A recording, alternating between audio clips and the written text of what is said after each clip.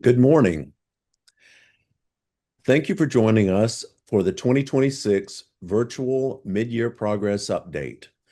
With the number of FPCTP teams and requests to participate in the mid-year, we made the decision to go virtual. Going virtual allows us to host an unlimited number of participants, record all of the content presented, and save each of you time traveling to Orlando. We have a great agenda for you this year with all of the needed Zoom links in the Whova app. In just a minute, Claudia Bellapunto will share a few directions on asking questions and making comments throughout the day. Before I turn it over to Claudia, I would like to say that I look forward to seeing many of you at the 10-year anniversary celebration on Wednesday evening here in Orlando. And at this time, I'll turn it over to Claudia. Good morning, everyone. Welcome. Thank you so much for joining us today. I'm actually going to stop sharing very quickly so we can see each other. I just want to walk you very briefly through the logistics of using Zoom and Whova, just so you know all the links for the sessions today and on Thursday are posted there. So the only thing you need to do is just click on the link, and the only requirement is that you're signing to Zoom. You don't need a paid license in Zoom to join the sessions. And also the sessions are password protected. The password is in the description of the session in Whova. We're trying to make sure that our meetings and webinars are secure. That's why we're asking everyone to at least have a Zoom account. They're free. There's no reason or need to pay or have a Zoom license to be able to use it. You can just use your regular school email to have a free account. Click on the link and it will open Zoom separate from Whova. So you will have Zoom as in a separate window. So we ask you that you use the chat, and we're gonna have polls and we're gonna have interaction with the participants. Everything is gonna happen in Zoom. So your questions, please put them in the chat. In Whova, you will have at the end of the mid-year the slides and any resources that we share through this couple of days that we are going to be virtually together. So Whova, as I said, it's where the agenda is, where you will have your slides and presentations. But then once you open Zoom, everything will happen there. So use the chat, look at participants. If you want to message them, everything will happen in the regular Zoom window that we're very familiar with. And I think that now we're ready to pass over to Alicia so she can walk us through technical soundness. All right, I'm going to start by sharing my screen. Okay, first you can see the presentation, right? And then as a quick check, Yes. you can see the Mentimeter. Yes. Okay, we're ready to go this morning. Good morning, everyone. Happy Tuesday. Hopefully you're ready to get your brain in gear at 9:30, I guess, this morning. So this is going to be definitely interactive. And so hopefully we can kind of do this together. The goal, I guess I'll go through my slides. So my name is Dr. Alicia Sternberg-Mahan. I am an external consultant and evaluator for the Florida Center for Students with Unique Abilities, and I am a senior research associate at Everett Evaluation. My expertise is really in strategic planning and evaluation, so helping you all really have high quality plans, high quality goals, in order to really see continuous improvement throughout the year. And so with that, our purpose today is to review your 2025-2026 plans, practice identifying strong, technically sound components, and then practice revising and strengthening components together. And I might change my screen if I get a ton of pop-ups as people are entering in, so that's not distracting for everyone. Okay, so the agenda today is really first to set the stage. So we're going to talk about the updates of the 2025-2026 plans, and then where are we in the continuous improvement process. And then we're going to go through your strategic plan. So we're going to review the components of technical soundness as we always do every year. And then we're going to do knowledge checks. And so I'm going to use real examples from your strategic plans this year. And we'll kind of go through where it meets quality and where it doesn't. And then we'll do peer-to-peer rapid adjustments and refinements together. And then we'll close it off by asking what are our next steps and how do we go from there. If you would give me a moment, I do think I'm going to switch around my screens and so that you can not see the pop-ups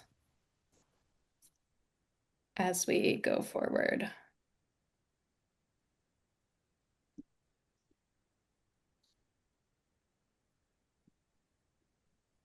Thanks for your patience, everyone.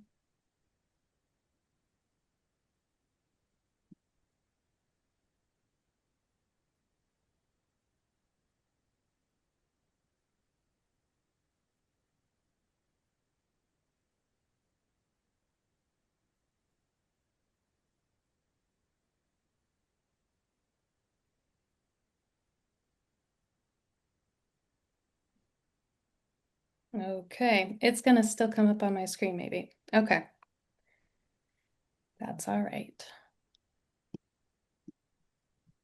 So with that, what I want to start off with is a 2x2 matrix of where do you land. So on the y-axis, I want to know about your knowledge. So are you new to technical soundness or still getting oriented to technical soundness, or are you in the A box, you're familiar with technical soundness or expert level?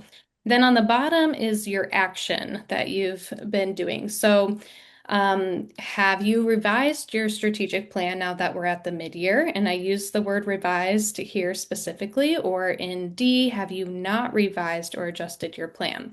And so when I say revised, it's not only have you looked at your technical soundness feedback and used that to revise, but also have you completed your mid-year step number 4 and looked at that and made adjustments. Because if you all remember, this is supposed to be a document that works for you and it's a living document. So there are multiple times throughout the year in which we're taking that pulse check, we're reflecting on what we're doing, we're reflecting on what's not working, and we're revising our plan accordingly. And so with that, we're going to use Mentimeter, and I believe my helpers, there are multiple ways to get to this. So there's a link that is being put in the chat, I believe. You can join at menti.com and use the code 32161282. So we will let you all get in there. We'll be in Mentimeter the whole time for this presentation this morning. So A, B, C, or D, and as we let those polls come in, I have 5 out of 24 people, 25 people. Again, A is familiar with technical soundness and have not revised my plan. B is familiar with technical soundness and have revised your plan. C is new or still getting oriented, have not. And D is new, still getting oriented, and have adjusted your plan. All right, so I have 20 out of 29 people.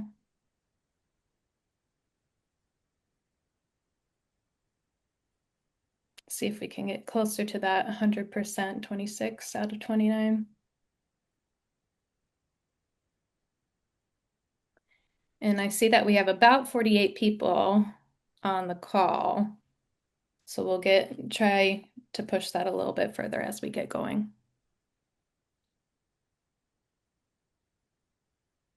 Okay, so most of you are in B, followed by A and then D. So B is, many of you are familiar with technical soundness and have revised your plan. Then A was second with familiar with technical soundness, but have not revised your plan. And then the last is new, but have revised your plan. That's great. So we're kind of spread out a little bit. And for those of you who are in B, I'm going to tap you in a little bit during this presentation to hopefully provide some tips and tricks to those who are new or those who have not revised their plan yet. And so an overview about the 2025-2026 strategic plans. So we had a total of 63 plans developed across 35 teams. And so when I look at these plans, of the 63 plans, 5 of those were incomplete, meaning that maybe your team got through the tasks and outputs and projected completion date, but you may not have gotten to the outcomes, indicators, and data sources.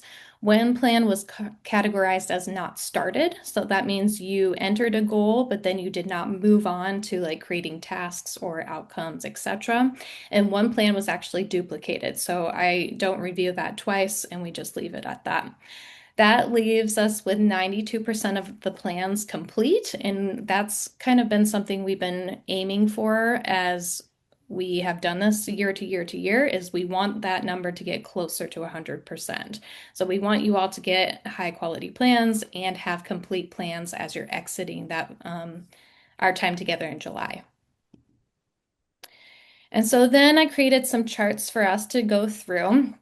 As you all know and are familiar with technical soundness, I go through and review every single one of those 63 plans. I provide you each individual feedback. I then meet one-on-one with specifically new teams or teams who've had a lot of turnover or maybe changes at their university. And so that process happens. And then I also look across all your plans together and look, okay, like where are we doing well in these specific components and where is there room for improvement? And so I love to see this. I feel like we struggle with goals and we also struggle with outcomes. And so looking here, 80% of those 63 plans, or I guess 61 plans, would have been 80% of those plans met the goal quality. So that's great. Looking at tasks, 61% of the plans met the task quality or met quality, 70% of outputs met quality, 92% when you identify those people responsible met quality, so that was great. 97% of the projected date met quality. 57% of the plans of outcomes met quality. Also indicators, so 57% of indicators met quality, 80% of data sources met quality, and 51% of the overall quality met quality, which is kind of confusing. But when you're thinking about the overall quality of the plan, how are we evaluating that? Did it meet quality? Did it partially meet quality or no? So if you looked at all those numbers and you kind of organized them in your brain together, here's kind of a summary of what we're doing well and where we can improve. So the goals we did really well in. Outputs, I'm loving that we're understanding what outputs are as we continue to move through this process. People responsible, projected completion date, and data sources has certainly improved. Areas where we'd like to see more improvement is having that complete task list, having outcomes and indicators, and then that overall quality. So to kind of do some ground setting, where are we at in this continuous improvement cycle? So just as a reminder, we have this continuous process where we take a pause and we evaluate where we are. We plan for what's coming next, and then we act. And this sequence also follows what's in the online strategic planning tool. So we gather as a team, we then create our yearly plan, we go back to our environments and we execute the yearly plan, and then we use the data collected to evaluate outcomes and identify what's working, what's not. And so at this mid-year point, this is where we're at. Many of you would have completed step 4 by now with your facilitator.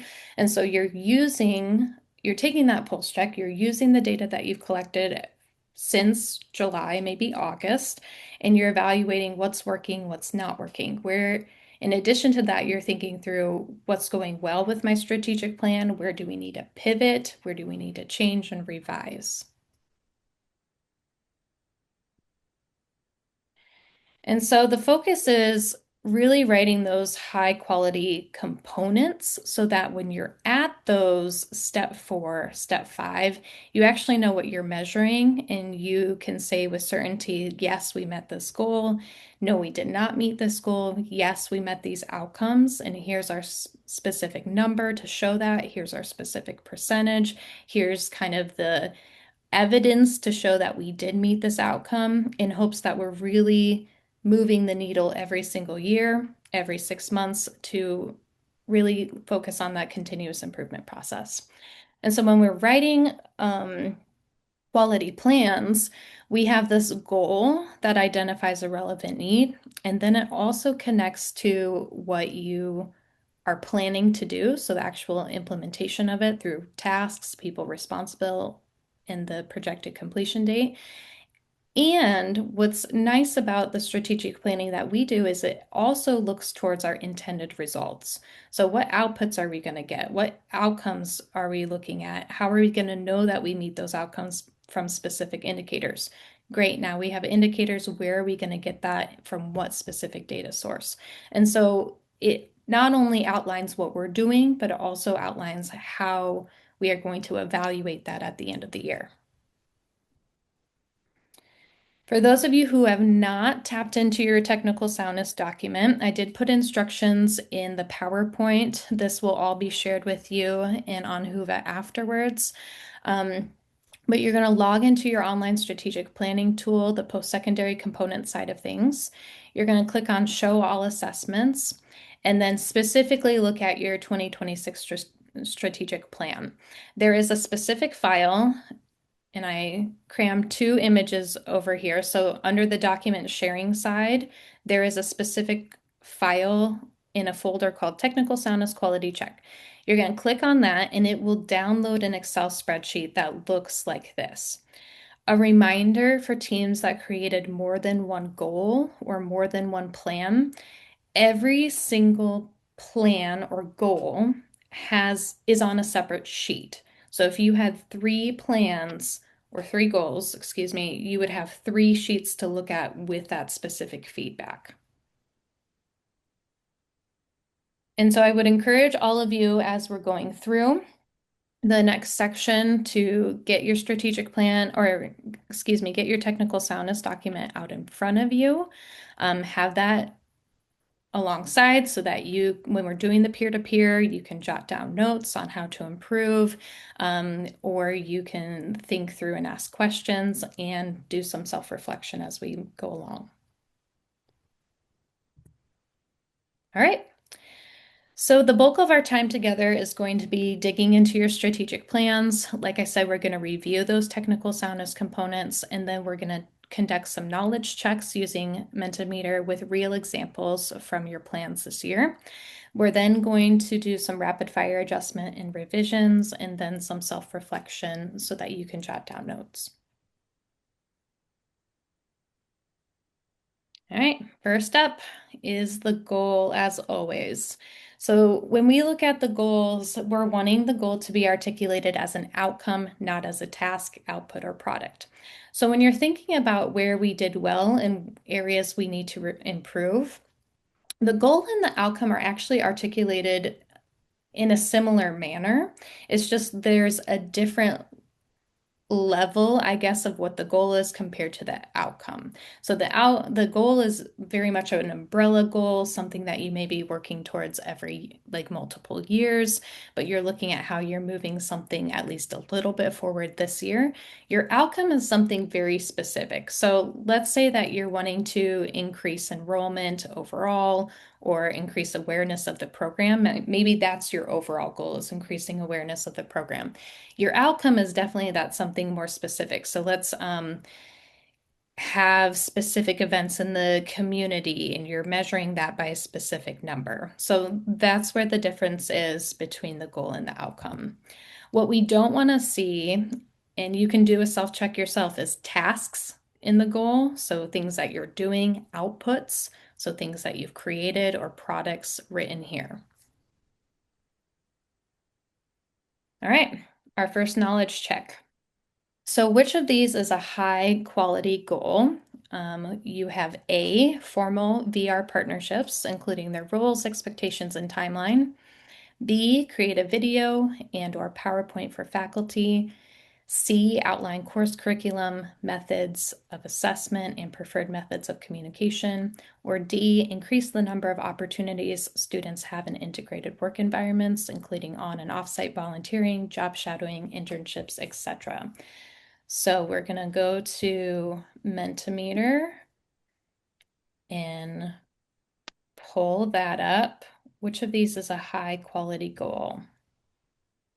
I'll show the slide again. Formal VR partnerships, create a video, outline course curriculum, methods of assessment, increase the number of opportunities students have in integrated work.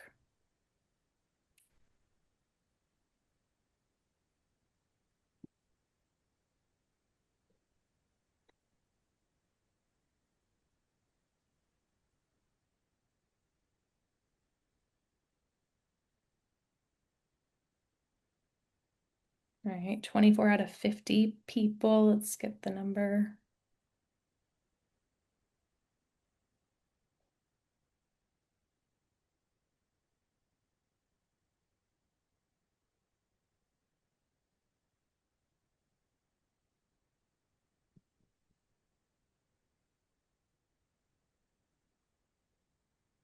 Okay, great. And the answer is D, increase the number of opportunities students have in integrated work environments. And so things that I'm seeing is formal VR partnerships really doesn't include a change of a condition.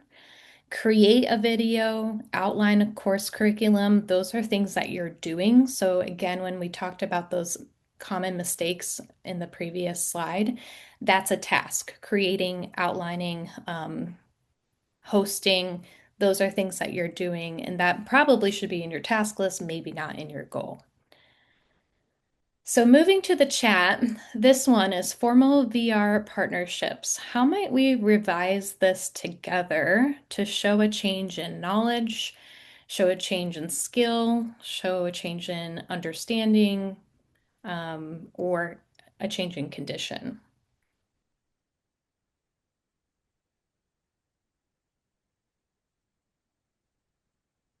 Okay, so Judith says use increase or decrease. Christian says make it measurable. So let's help our peers out and actually provide a statement of how you would revise this.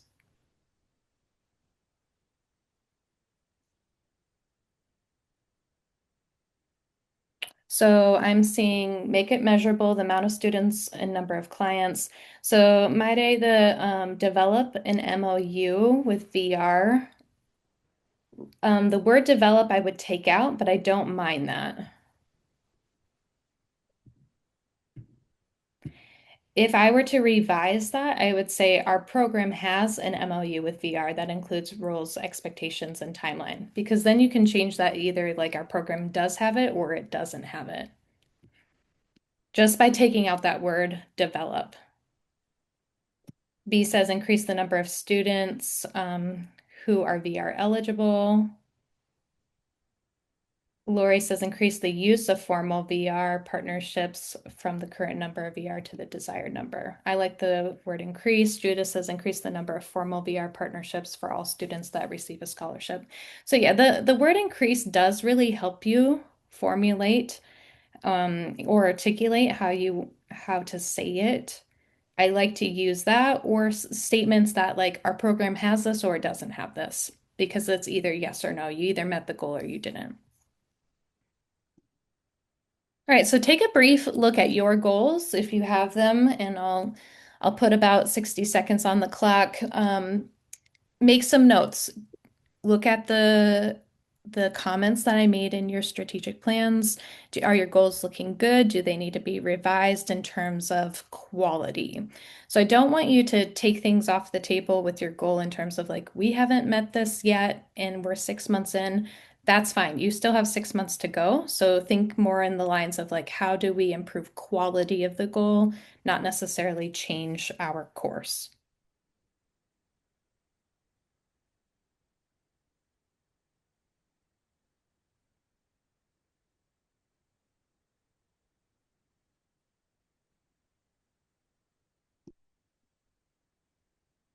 Our next strategic planning component is the task area. So we have a task list that we create that is supposed to be sufficient enough to accomplish the goal.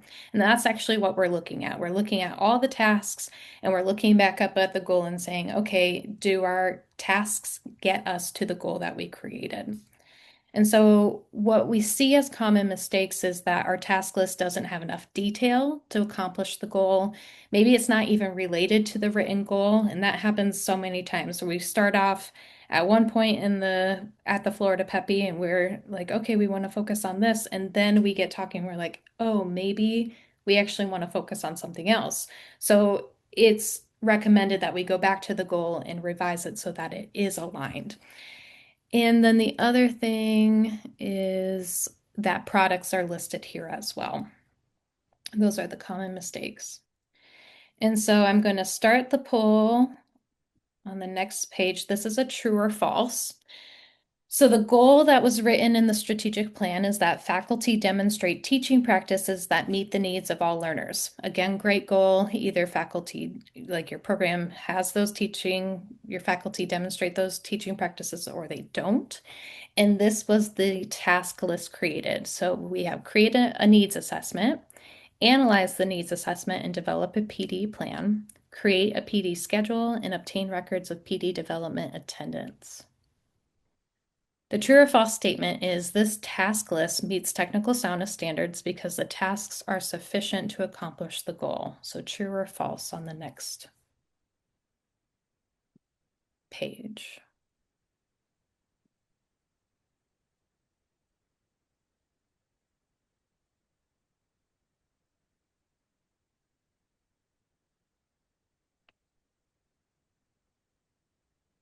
Okay, I have 12 out of 52 participants. Let's keep that. I'll turn it back. So our goal is that faculty demonstrate teaching practices. Task list is create a needs assessment, analyze the needs assessment, create a PD schedule, and obtain records for PD development attendance.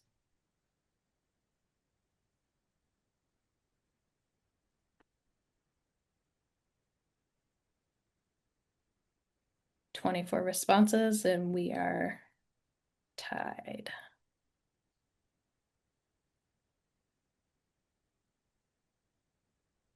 Okay, we're at 31, 33.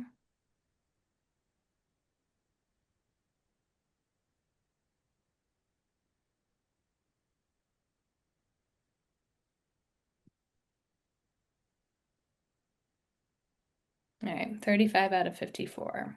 Hopefully next time we can get that number a little bit higher. So the answer is false. Kelly says confused by the question. Yeah, so I'm asking, is this sufficient enough to meet the goal or is it not? Or it meets standards or it doesn't meet standards? The answer is false. Anyone have an answer as to why it is false?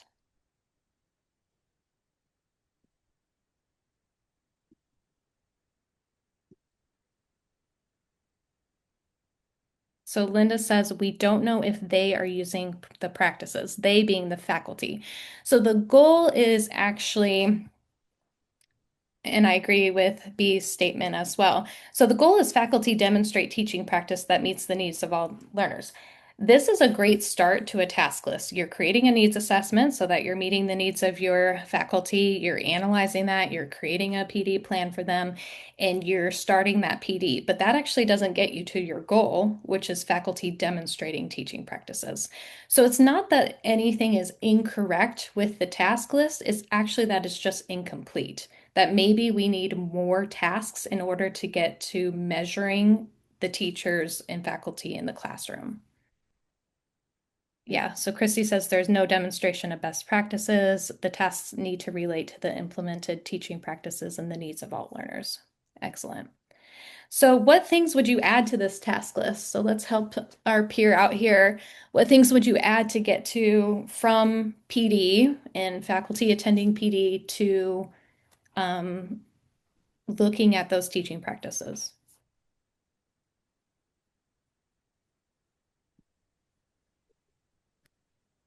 And Jacqueline, do you have a hand raised?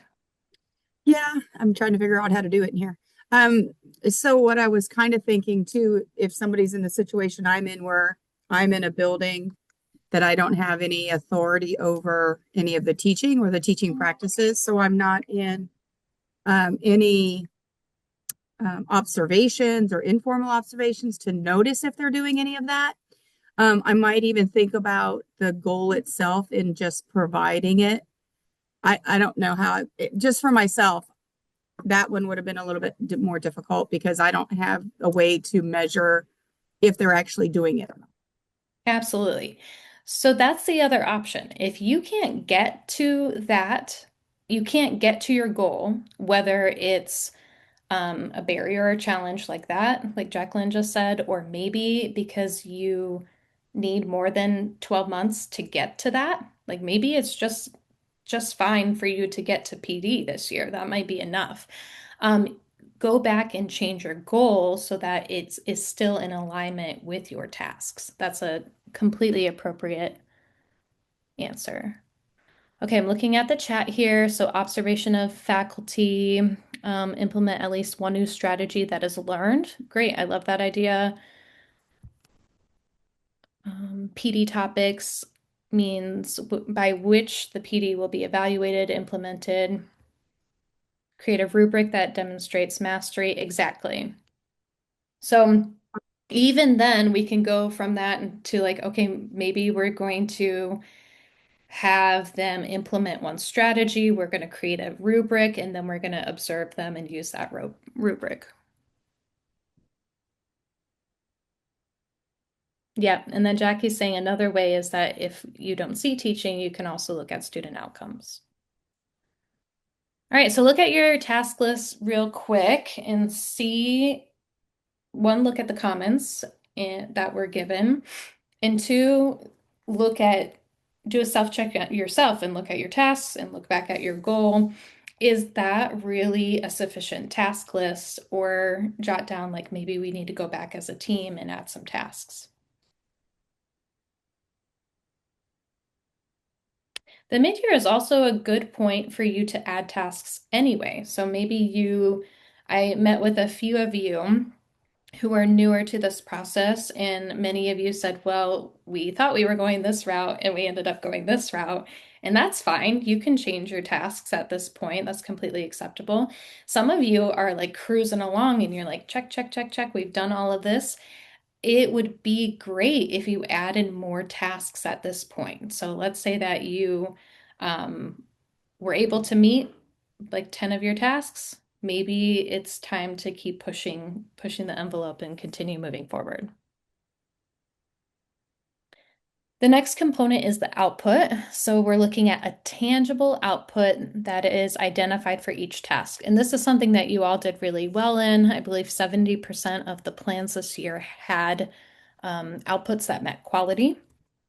So what we don't want to see here is more of your task list. I feel like that's a common mistake. A list of tasks, outputs that do not align. So again, we're looking at that alignment beginning to end, making sure our goal is aligned with our tasks, which are aligned with our outputs. And I'm going to click the next one. This is an opposite. So which of these is not a strong task output pair? So again, which is not? One of these is not.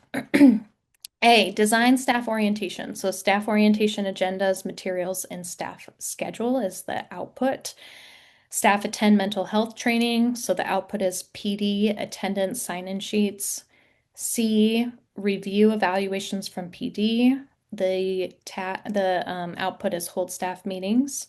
Task is follow-up meetings to provide support to staff based on the evaluation results. And the output is sign-in sheets from follow-up meetings.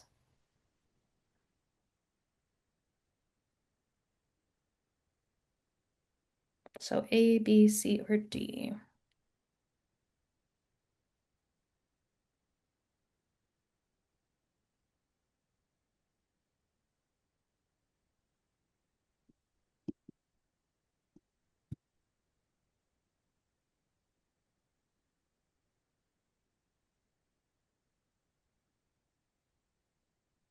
For those of you who are joining in, you can go to menti.com and use the code 3216-1282 to participate in the live poll.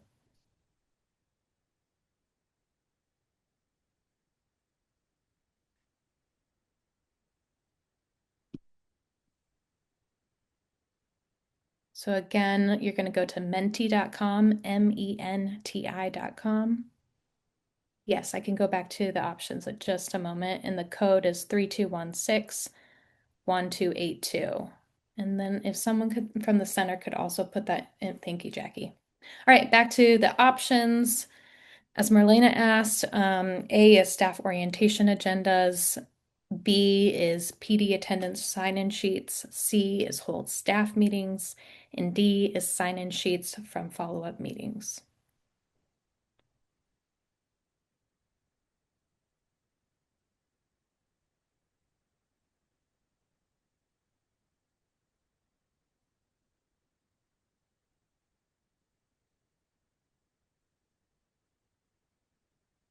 Okay. I don't know if you can change your answer. Let me know if you can.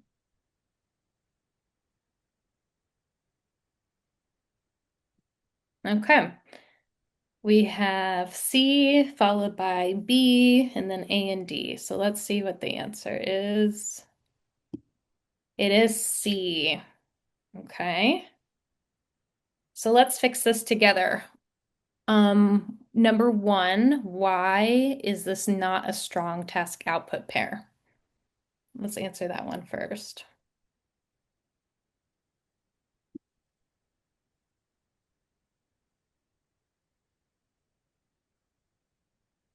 Todd says, how do you measure it?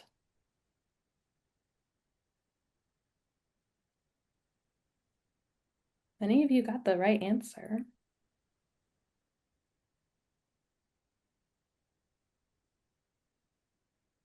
Don says proof, evidence. Okay. Kelly says needs something tangible. Okay, I like that. All right, so reminder that your output needs to be something tangible. So outputs are a product that you are creating. So if you're reviewing the evaluations from PD, what would be something tangible that kind of shows that you did it? Yeah, so Laura's asking a good question. It's the staff meeting. So does the staff meeting align with the evaluations? Probably. But I would actually say that hold staff meetings to reflect on your evaluations from PD may, like you could change the task, but hold staff meetings is actually a task.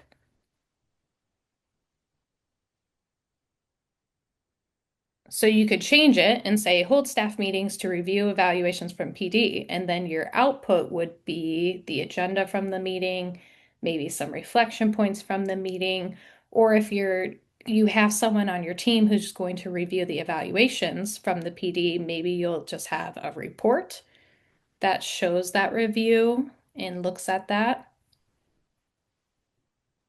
Yeah, Drexler said some type of data report, maybe. Exactly.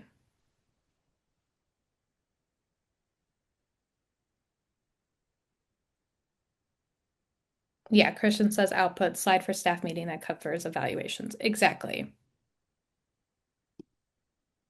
So again, just an example of I know what was meant by this statement, and let's find another way to like think about an output that really reflects what was said in the task.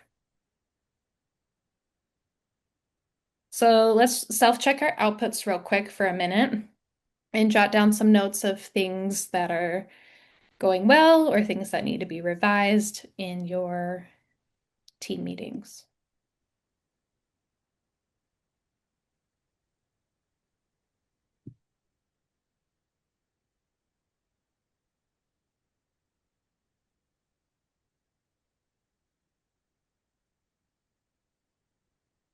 The next component is person responsible. And what we want to see here is a specific name and or title is identified for completing each task. I really do love that you all actually came up with this, that you're not only putting the person's name here, but you are also including their title in parentheses. And why I like that is because that really helps with turnover. It really helps with program sustainability, that if you're identifying not only who the person is, but also their title, they can easily look at the plan and continue to move that on, forward. And there's no like lag from the time that they look at that. So that's great. This is also an area that you all did very well in. Common mistakes that I see is not assigning a specific member on your team to complete the task. And so here are some mistakes.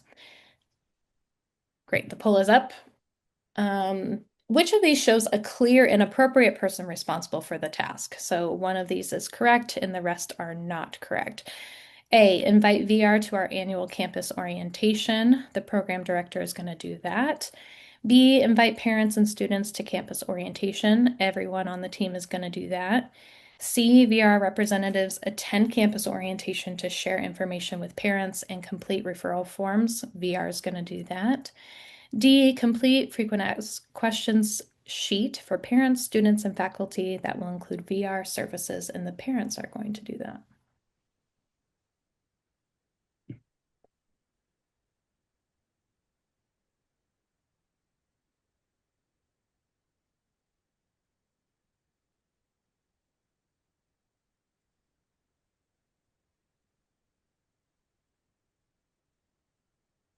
Let's see, 25 out of 62.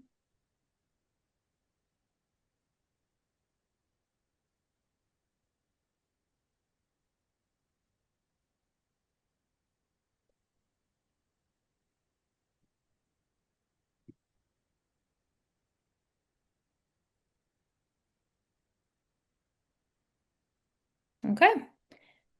And the answer is A. So common mistakes that I see is that we're not listing a specific person, or we're not listing people on our team. So even though VR reps will probably carry out this task, this is actually the person on your team who's going to hold the team responsible for completing said task. So who on your team is going to make sure that you're inviting VR and they're going to attend the campus orientation and they're going to do a presentation and share, or maybe have a booth and share that information? Who's going to help complete that FAQ for parents and include that? That will include VR services, so that it will include information about that, and who's going to hand it out. So again, it isn't necessarily the person that's doing said task, it's the person who's going to hold the team accountable for completing said task. So do a quick check on your people responsible across your plans and see what needs to be revised.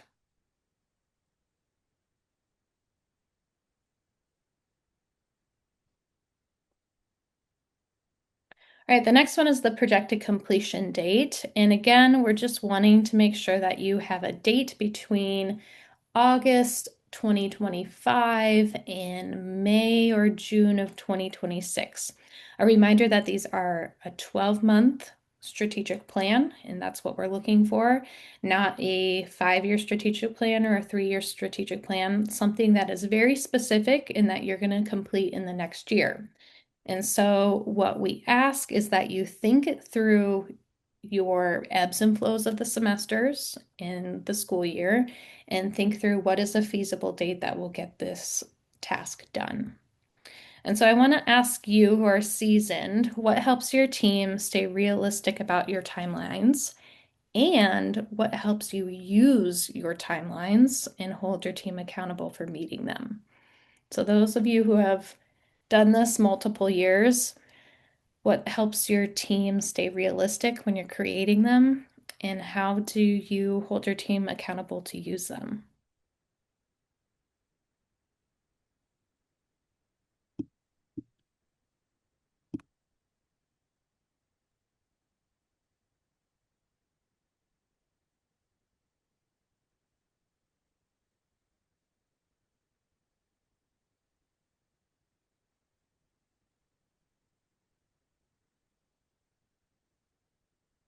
Linda says experience has helped us be realistic. Yeah, I could see that. Kelly says that they use a project tracker in Google Sheets and keep them on our weekly meeting agendas.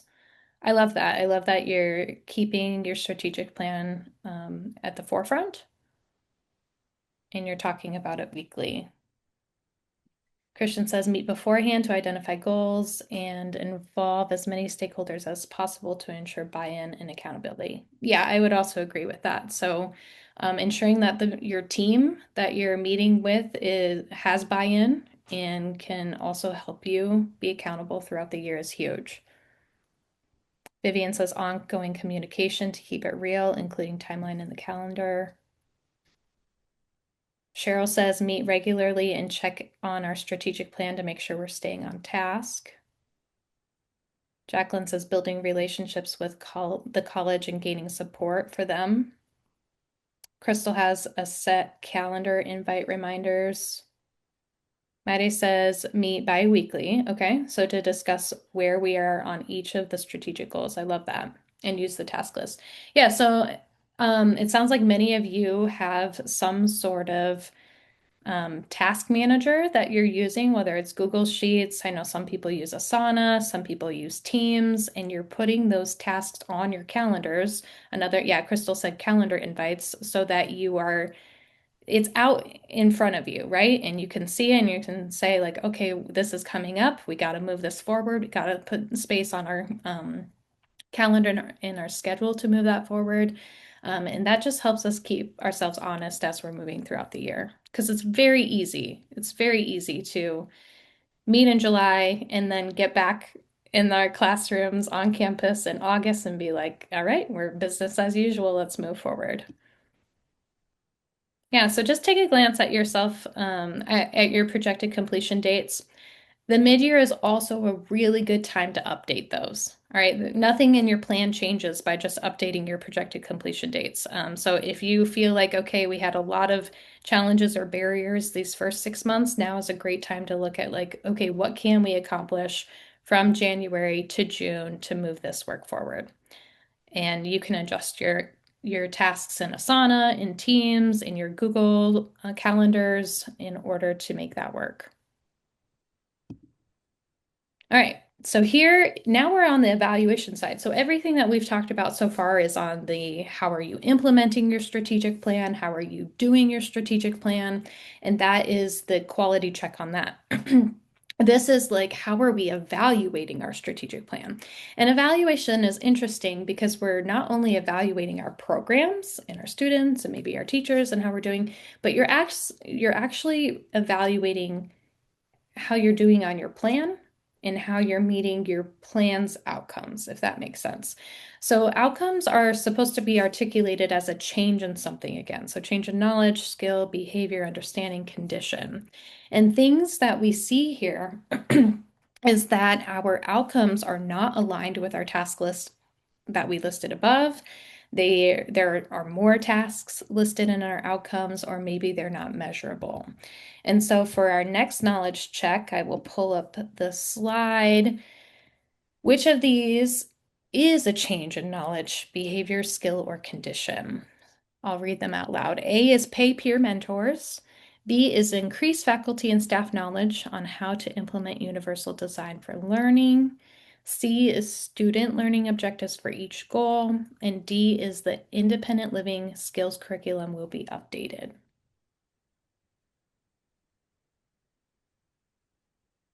A, pay peer mentors. B, increase faculty and staff knowledge of how to implement universal design for learning. C, student learning objectives for each goal. And D, the independent living skills curriculum will be updated. So which of these is a change in knowledge, behavior, skill, or condition?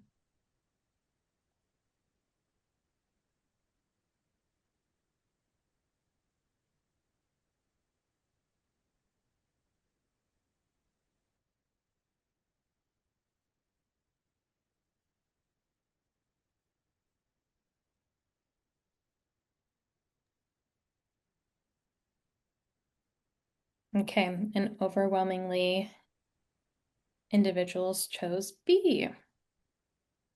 And that is correct. So let's take one of these options that did not meet quality, and let's see how we can help one of our peers revise this. So how could we revise the independent living skills curriculum will be updated so that it is a change in behavior or condition? Now, some could argue, well, it could be a change in condition because either you don't have the independent living skills curriculum updated or it is. But I, of course, will always push you all further and say, but why are you updating the independent living skills curriculum? What is the change that you want to see because you updated this curriculum? And so in the chat, why don't you put some ideas of how your peer could revise this outcome and so that it is articulated as a change or a why behind why they're doing this.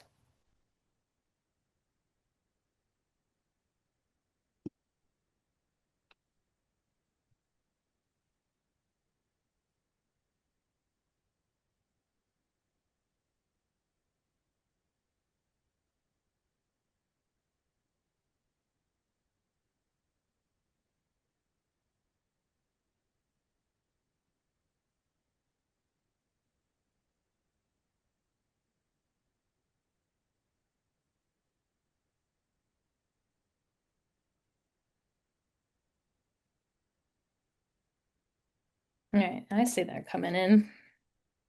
All right, so curriculum will be updated to reflect updated living circumstances and society. Okay, I like the end of it. So to better prepare our students for independent living, we will, etc., have the independent living skills curriculum updated. Alyssa says to increase engagement for students' independence on campus. Exactly. So to increase engagement for students' independence on campus, we will have this curriculum updated. The ILC is being updated to reflect students' needs assessment. I might push on that a little bit more. Judith says increase student independent living skills by utilizing the new curriculum and assessment. I like that. Let's see if there's anyone.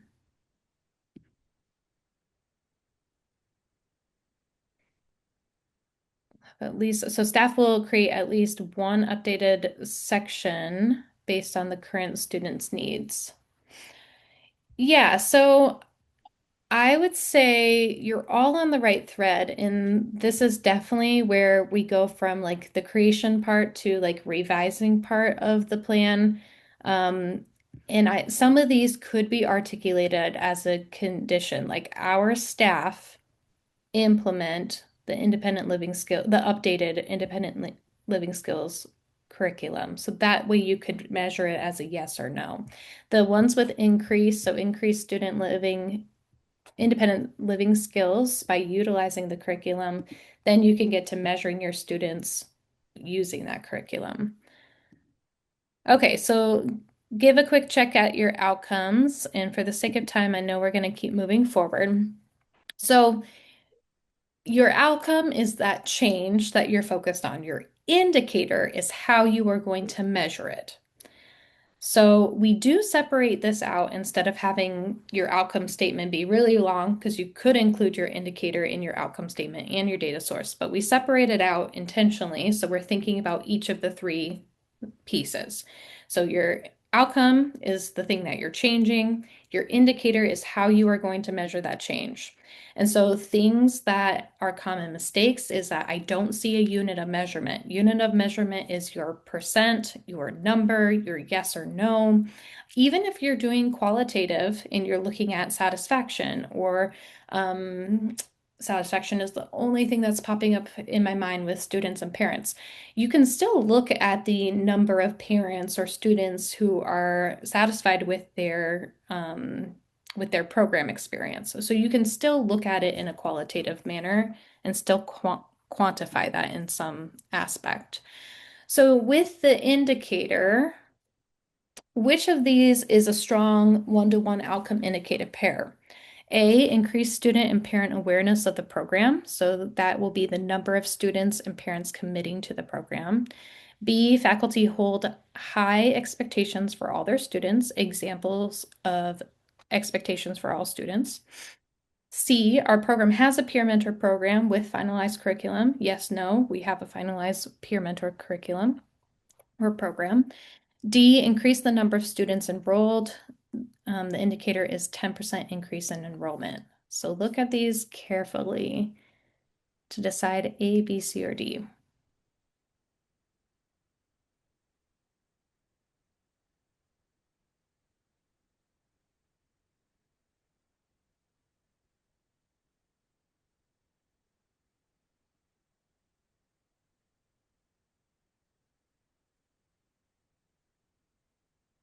So increase student and parent awareness by the number of students and parents committing to the program.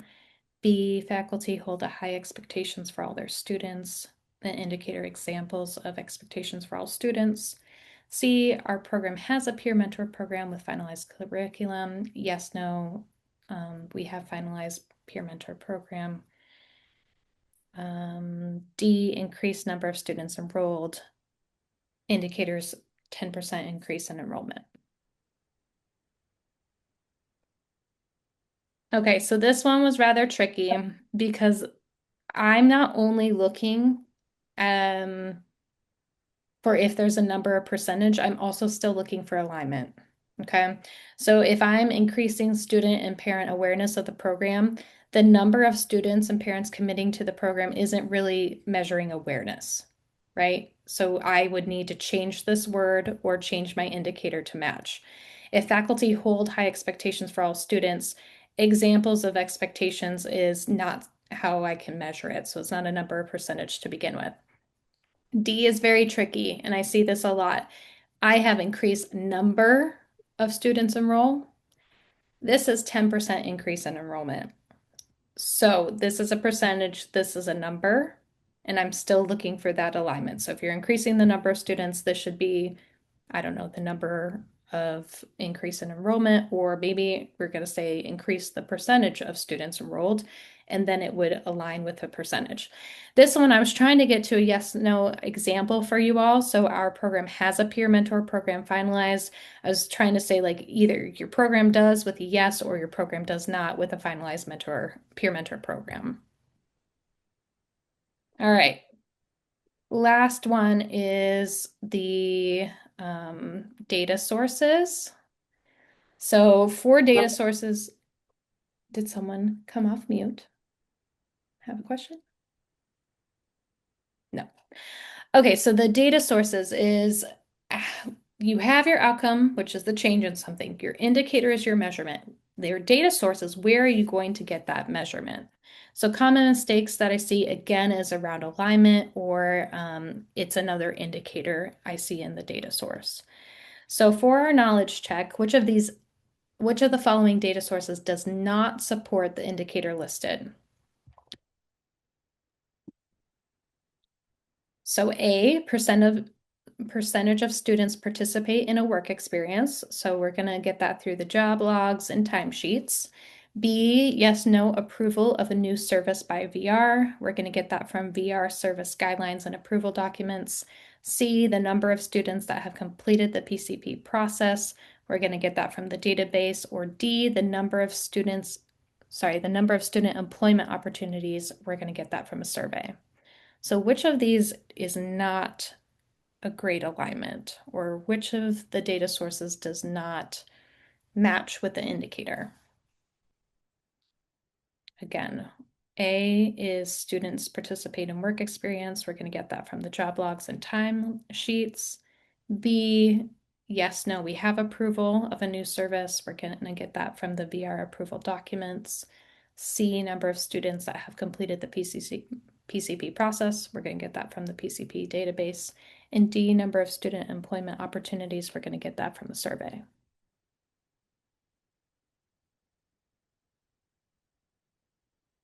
Give it a little bit more time.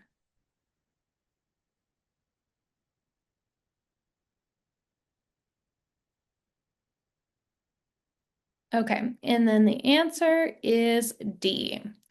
So how we would fix this is that I would ask your team, where are you getting the number of student employment opportunities? And I would ask you, are you trying to measure the students and the number of employment opportunities they have, or are you just trying to measure how many opportunities you have as a program in general? Because those are very two different databases, right? One is you're taking data on your students and you're checking off what on-campus work experiences they have, off-campus work experiences, maybe some volunteer opportunities. Your overall program, you probably have a list of employers. Yeah, like Judith just said in the chat. Okay. So the last thing I want to ask you is we do look at the overall quality of the plan. So after we go through each of the components, we then say, is there enough detail in this plan for someone outside of the team to implement it? And my question would be, why do we ask this question, that there needs to be enough detail? Thoughts from you all?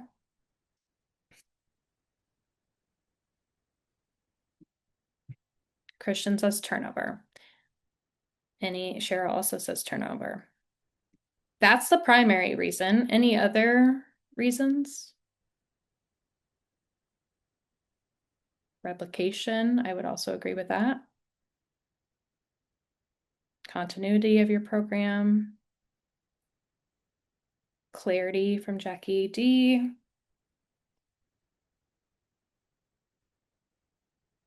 Easy to understand, easy to execute, build a quality program that means to measure success. Exactly. Ability to share. That was the other one, Linda, that I was looking for, is the ability to share it. Not only for continuity and turnover, but let's say you have external stakeholders that are also curious as to what you're doing. So the big reason I would agree with you 100% is turnover. You need it to be something that's clear, that you can replicate, that you can hand over to the next person taking it, whether you're adding new team members, whether you're changing new team members, and also that you can share with your external stakeholders. It's very easy then to have someone who's external from you all come up and say, what is your program doing this year? And you can say, well, here is a very short, brief version of my strategic plan that you can share as well. So there's multiple reasons as to why we want detail. So very quickly, how do you as a team ensure that you have a high quality plan with enough detail in it?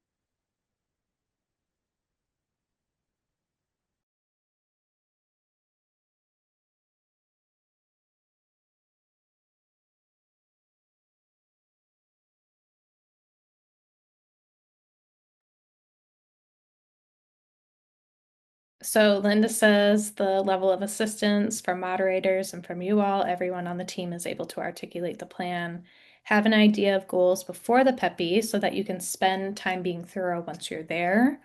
Look at completion and employment results to see if your goals are making an impact. Collaboration, mutual understanding among team members, just the team's approach in general. We take the time to reflect on the plan written and learn from previous plans. Yeah, so there is a little bit of back and forth.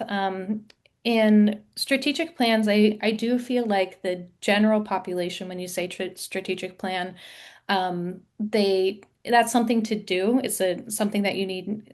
That's a requirement that they're like, okay, let's just check this off our list and let's go.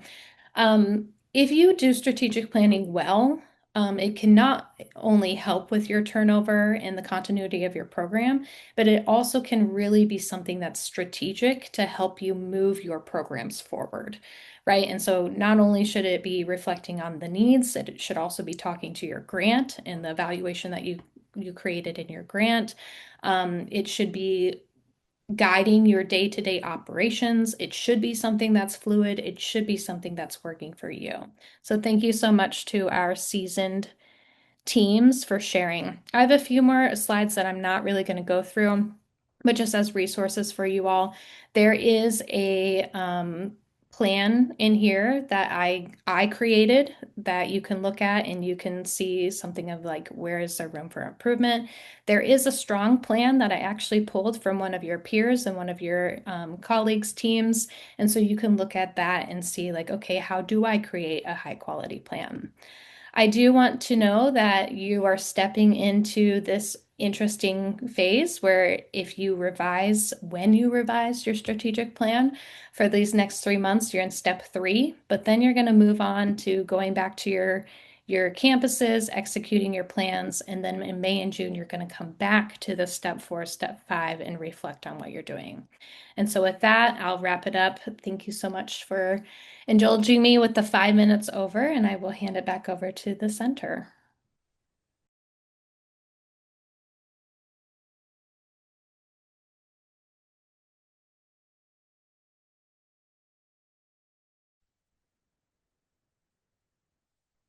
Good morning, everybody.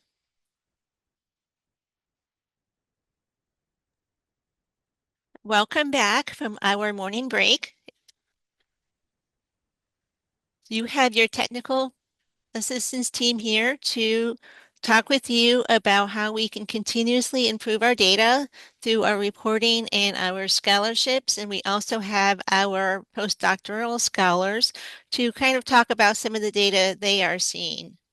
I just want to introduce the team again. Those of you should know all of us by now. I'm Cheryl Sandvold, the Director of Technical Assistance and Outreach. And with me, we have Christian Zimmerman, Jackie Marquez Dupree, and a new Jackie you might not have met yet, and that's Jackie Dwyer. We have Chin Yao Chen and Don Scott. So our two postdoctoral scholars. So today's session, we are going to be talking about the student information reports and some information that you'll be seeing some changes. We'll be talking to you about the cost estimators and some changes that are coming underway. We'll give you an overview of the student scholarships and what to expect when you have students receiving scholarships. We'll do an update on the quarterly reports and those reporting requirements, as well as what we're seeing in our student follow-up reports. We will also have our chat up so we can answer any questions, but we will also pause and ask and answer any questions along the way as well. So, oops. And you guys have to excuse me here. This is the first time I'm doing this on Zoom, having different screens up. So the first session we'll be talking about our student information reports. So here are some changes expected. So if a report is cloned and the answers to questions 17 and 20, which are the employment question, changed to no, the dependent fields are then cleared. Sometimes we would see that, the report was cloned and then all the information from previous years were listed and posted, yet you had said, no, you're not able to contact the student. So that kind of showed a discrepancy. So now there will be any of the dependent fields will be cleared if you're not able to reach the students. Also for questions 17 and 20, there are some existing options that have been reordered. And these new questions have been added to capture a student's employment data if there's needed, such as their earning basis, their pay rate, their job title, any changes to employer. So you'll be able to make changes there. Section 2, the student status dynamically alters the options available for the SAP status report. So if there's a student who did not meet SAP, then the student will be not showing up as ineligible for the scholarship due to SAP status. So they would not be eligible for the scholarship the following year. The credentials question will not be cloned, and users will respond to the status of the credentials for the current year. So again, we'll be able to just monitor for each year, not for previous years. The total number of courses, again, will be calculated automatically to match the numbers that you're listing out for the courses. When questions 9 through 13, which are the employment questions, there's new questions have been added to capture a student's employment data if there's data available, such as earning, pay rate, job title, and employer. Are there any questions for this? I know this was a very brief overview of some of the changes that are made, and a lot of this is due to the cloning feature. Cheryl, I know that there's been some concern in the past when it comes to reporting wages, and some families or students have been hesitant to report that, because they don't want those numbers being released publicly. I think, it's important for us all to remember that when we collect that information like wages earned, employment outcomes, that's just for our reporting. It's disaggregated. So there's no identifying information, including student initials. We don't say who earned what from where. So that is, however, very important, very valuable data that we can use when we go to the governor and we're looking at funding year to year to show programmatic success. We can show that return on investment, that students are going to your programs, they're earning these wages above that sub-minimum Department of Labor 14L minimum wage. That's very powerful data that we have. Thank you. That's very true. Cheryl, about the connection between the satisfactory academic progress and the scholarship and the other questions that are related to Section 2, I would like to say that this is to try to kind of reduce the errors that we've seen in the reports in the previous years. Sometimes we have the question about the satisfactory academic progress, and there is another question that comes after that related to the status of the student. So it doesn't make sense to see all those options if the student is not meeting satisfactory academic progress, or making those conditional. So it's easier for you as a coordinator or the person working on the reporting the data to the center to answer these questions. So it's not confusing. There are too many options because it was open to every possibility, but now the following questions after that are tailored to the answer that you select in the question right above, which is about the satisfactory academic progress. We also seen how we all know that it is established in the legislation that the scholarship eligibility is also conditional on that measure if the student met satisfactory academic progress. Before, we had some programs that were realizing afterwards that that they were able to still request a scholarship for the student because there was not a connection between the student information report from the previous year and the scholarship request and the cost estimator in the following year. So this will mitigate that issue. You are not going to see that name if that student is not eligible due to that specific condition. So that's why we want to share these updates with you, because they keep being critical.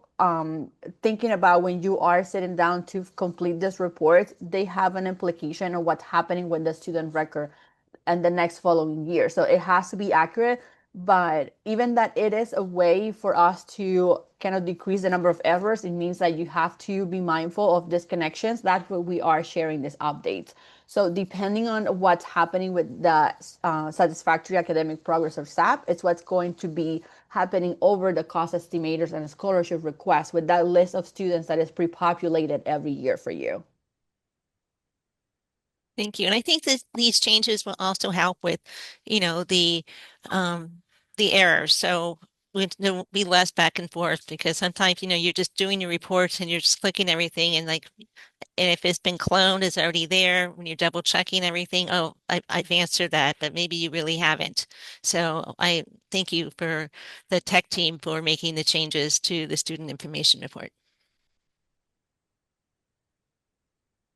But just one last thing here on, Section 1, make sure, when your student gets to the end, when you exit them, they are no longer eligible for a scholarship. I think we've already gone over that. Students are not to move from one FPCTP to another. So if they complete your FPCTP, the expectation of the center is the next step is employment. It should not be another FPCTP. Thank you. But Mr. Zimmer, Christian, they can, if they don't finish hours and say they're moving to another part of the state, they can continue in another one, right? It would be a case-by-case basis that needs to be run through the center. Anytime you have a student who starts, if they're at one FPCTP and they're going to another FPCTP, that would be a conversation that you would have with us. Yeah, I wouldn't say automatically yes. That, like Christian said, reach out to us when there's a situation that arises, and we can have further discussion about that. Can I ask a question on that? Yes. Do you guys have a way of monitoring that? In other words, if somebody left our program and they completed successfully, and now, because I think that's happened in the past. And so is there a way that since you guys are able to see everybody and we can only see the students in our program, are you guys monitoring that? Have you put something in place to look at that? Maite, from the system perspective, there is the community has some validation to avoid duplication of students. So it will check by name, and sometimes when another school tries to create the same student, we will know, like, they're trying to create a duplication, and it will stop them from doing that. That's why Christian is saying that we have a way to do that if the situations if it's okay for the student to continue to another or to switch from one program to another. But we need to know so we can kind of activate them from our end, because the system will not let you create the same student twice. So because we see everyone, so there is a rule in place to avoid duplication. So we have a way to know when a potential duplication is trying to happen. If that answers your question. Yeah, because the parents would definitely not tell us if they're planning on, they would just enroll them, or they would Right. try. That's what I was going to say too, is it would be helpful to know when we would get applicants. They don't always tell us the truth. And should we send our applicant list to you because otherwise, once we get them, I don't want to wait until we go to try to enter them in the system and then find out once we've already accepted them, we set up roommates and mentors and done housing and all that, then we're in a mess. So it's how do we screen applicants to know? Well, that's an interesting question. I don't know that we have discussed a solution for that. I know that from our system, from Salesforce, from the FCSUA community, which is what you see, we have a way to avoid that.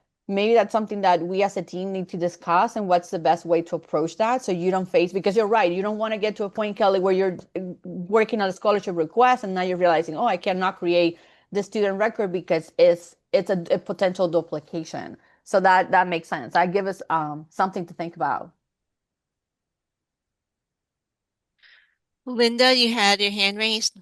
Yeah, I had put this question in the chat, but I think I probably should explain. So I'm just wondering, so you said absolutely if you finished a program, you couldn't then enroll in another program. But I'm wondering about moving from a community college program like ours, or technically we're a college now, but to a university program like UF's. So for example, if someone felt that I'm now ready for UF, right, which was daunting to me before, bigger campus, possibly more intense course load, living on campus potentially, right? If someone felt that they wanted to now do that after the 2 years with us, could they, is it absolutely verboten for them to then say, well, now I'd like to apply to the UF program? No, we have to remember. There's no articulation between our FPCTPs, unlike a 4 or a 2 year, right, that have those 2+2 articulation agreements. So in that situation, it would be student by student, but it should not be carte blanche. If you finish this state college FPCTP, you then go to that. It would be case by case, and it would be a very limited number of students who would qualify for that. But you're saying it's not completely out of the question. It's not without case the realm by of case, and possibility, not as it's on the fringe. Right. Yeah, they wouldn't get the scholarship. What's that? They would not get a scholarship. They wouldn't get a scholarship. But so in other words, case by case, potentially could enroll in the program, in the FPCTP program at a university after completing us, but wouldn't be eligible for a scholarship because they've already been there, done that? Yeah, because they've already earned the scholarship. Remember, the ultimate goal of enrolling in an FPCTP is employment. So that's the goal, is employment. So students have the opportunity to enroll in any of the FPCTPs that we have currently in our state. And once they complete, the expectation is they have the credentials for a meaningful career. Sometimes, plans change, goals change, and they may want to pivot and go somewhere else. They're welcome to do that, but our scholarship is no longer eligible for that. They're no longer eligible for our scholarship to enroll at another FPCTP in Florida. Okay. So even though we're a 2-year program and some programs are, as I understand it, Most 3 programs are years. 2-year programs. Okay. But some are 3 years. Right. Okay. So that matters not. So in other words, it couldn't be, well, you can get another year in this other program. You've done 2 with Santa Fe. You could potentially, with approval case by case, do a year approved at UF and still get the scholarship. That would be, again, very case by case. Okay. All right. We'll talk. Thank you. Yeah. Again, what Christian mentioned, there is no articulation. We can't say, hey, come to Santa Fe on your way to UF. Understood. Yeah. Yeah. Thank you. And we had another question with the student moves to another county before completing the program. That's definitely something that you can talk with us about if there are plans in place. Cheryl, B has her hands raised. B, you have a question? Well, it's a question, but also maybe a comment because it's a little concerning. Honestly, for me, when someone said, they don't always tell the truth, like parents coming, and maybe it's not that they don't want, well, I don't know. Maybe they don't want to tell the truth. But I'm thinking maybe it's not that they don't want to tell the truth, but there's no space for them to tell the truth. Might be great for the programs to really, as part of the application package, to ask a question. Have you attended another FCTP program previously? Yes or no? It's just a simple yes or no. When someone says no, then that means they lie. And they can be liable for whatever work we do. Someone mentioned if we've already arranged the housing and everything, we've gone into this, so we've expended. You sign a contract, you're going to spend a year. You are bound by that contract because you lied. But if someone says no, if they say yes, then it's up to us as programs to ask them the question, where did you go? What was the goal? Is because I moved to another county. I've only been there 2 semesters or 3 semesters. I haven't finished. It will help the case-by-case conversation with the center. That's just, again, as I'm thinking through this. And I don't know. It might be something to explore more. It is something, and I like that, and Vivian, you also mentioned that you guys do include this in your documents, just asking, just a yes or no question, and then we can, dive a little bit deeper when there are a little bit other questions to revise. And if you do, we've had several, not several, we had a couple instances this year with students wanting to move, and, we can have that conversation at the center. Because we don't want students hopping and being career students, and because really we want them to be employed and have meaningful employment. I have a question. This is Eddie from McFadder. We had that scenario, but the student was forthright about coming from another program or wanting to leave another program to join the one at McFadder. When you go into Salesforce to try to request scholarship, is that number that's generated in Salesforce continuously connected to that same student, or is it just at that institution? It is related to the institution, but it's also connected to the student. So that's why we have a way to know that the student is a potential duplicate. And unless we can control it from our end, that's what we need to know. You're not going to be able to have that, to be able to create that record. So it won't allow us. It will not allow us to create the record. Oh, okay. So that could be your indication that this person has already done this before, if they weren't forthright with you, because you won't be able to request the scholarship money for them. Is that correct? Am I understanding correctly? Yes, you are. Okay. So that, I guess, would be your kind of your safeguard when you try to put in for the money.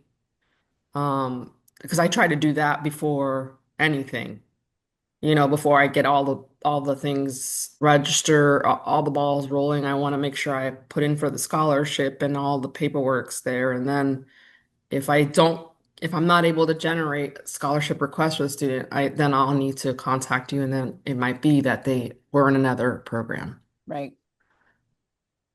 Yeah, that's a good strategy, but we can still, like, as a team here, maybe we can talk about some other strategies for that, since we have kind of the whole picture, as Kelly was saying, to see if we can do something else to help in case that someone is not telling 100%, sharing 100% of the information. And I think it's gonna be a big problem here in South Florida because we have so many, and they're literally like within a block or so of each other. So the students will talk to other students or try to like shop around or hop around, and it becomes a problem. Hi, it's Lisa from Mommy Lakes. She is absolutely right. We had a student, and her and I, hey Eddie, hi everyone. Her and I had to talk about Hello. it to make sure that, he was not, I wasn't sure based on the information that I gathered from the parents. I couldn't determine if he was enrolled in a program or not, but nonetheless, her and I spoke and looked deeper into it, and it turned out that he wasn't. But I could definitely agree with her that the potential is there for there to be some duplicates and students wanting to move from one program to the next. Lisa, if you have a doubt and you're like suspecting, and if you want to know if the student was before enrolled in the firm, you can always reach out to us. Like, we're here to help.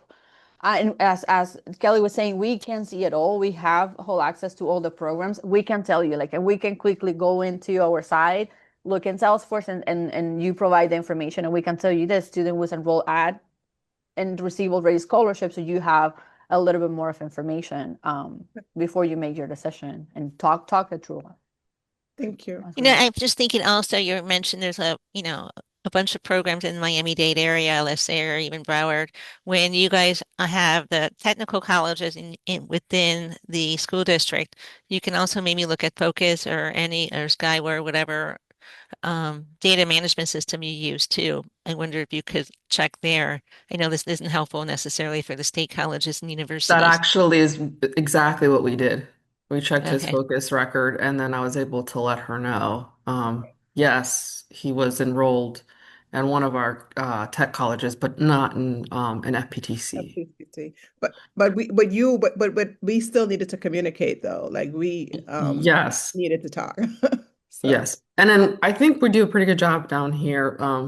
The programs, like, we do, reach out to one another if necessary. right. I think that the information that's been shared, it's important that whenever you meet with students initially and families and talk with them, to share with them that the purpose of programs are for them to enroll, earn a credential, and then they will be going to work.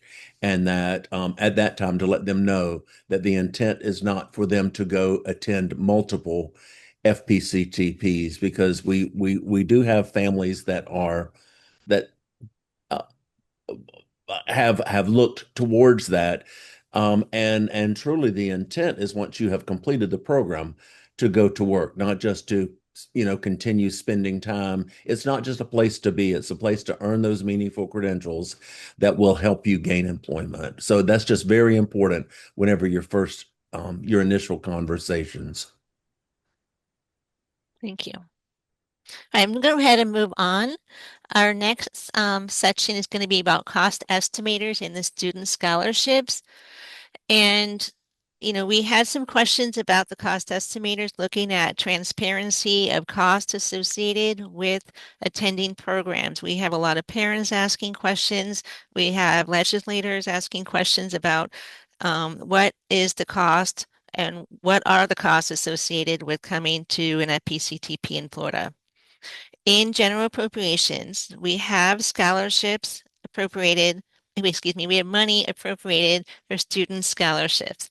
And in general appropriations, the wording is, as of this year, scholarships will be awarded based on the student's needs, and the cost of the scholarship will will be up to $15,000.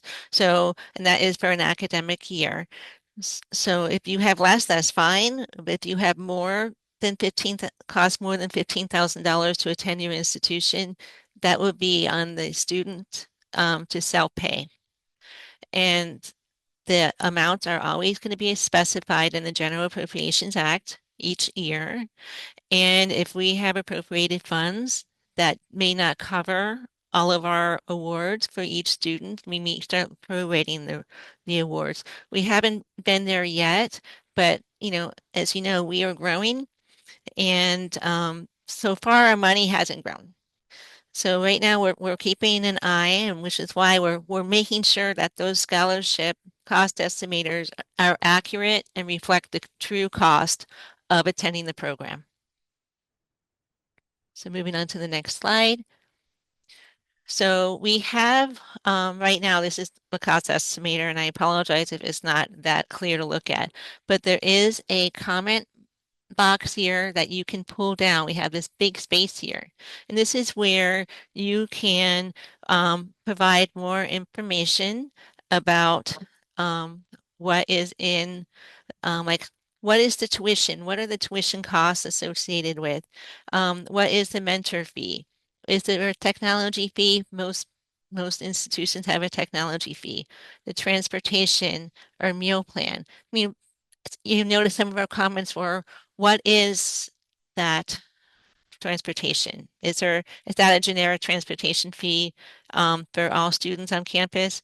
Are you providing bus passes? Are you providing allocation for an Uber to come to campus? Are you providing a meal plan? Are there meal plans on campus? Are you providing money for students to purchase meals while on campus? So be a little bit more specific. And we have on the next slide here is really just break down the tuition costs. Like how many credits are the students participating in this semester?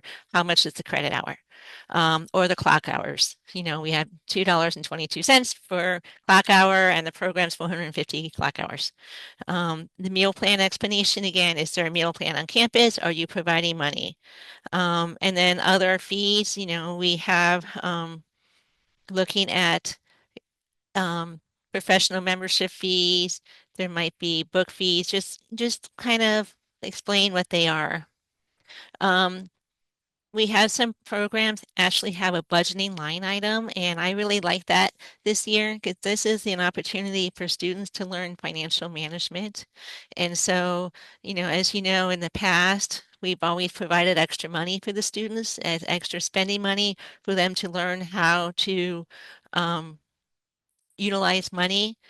This is not going to be provided unless it's in your budgeting line item, and we'll provide more information when it comes up if you have said questions about that. But there should be an opportunity for students to learn how to manage money. This is an important life skill to have. So, if it's a $800 semester, $500 a semester, and you can say that we have a financial literacy course, and we will be providing students with money each week, bi-weekly, kind of mirroring a job. You don't want, like my job doesn't save up all my money to the end of the semester. So I can go Christmas shopping. That would be really nice, but it wouldn't be nice throughout the year. So, because I have other things I have to pay each month. And so it was teaching the students that way.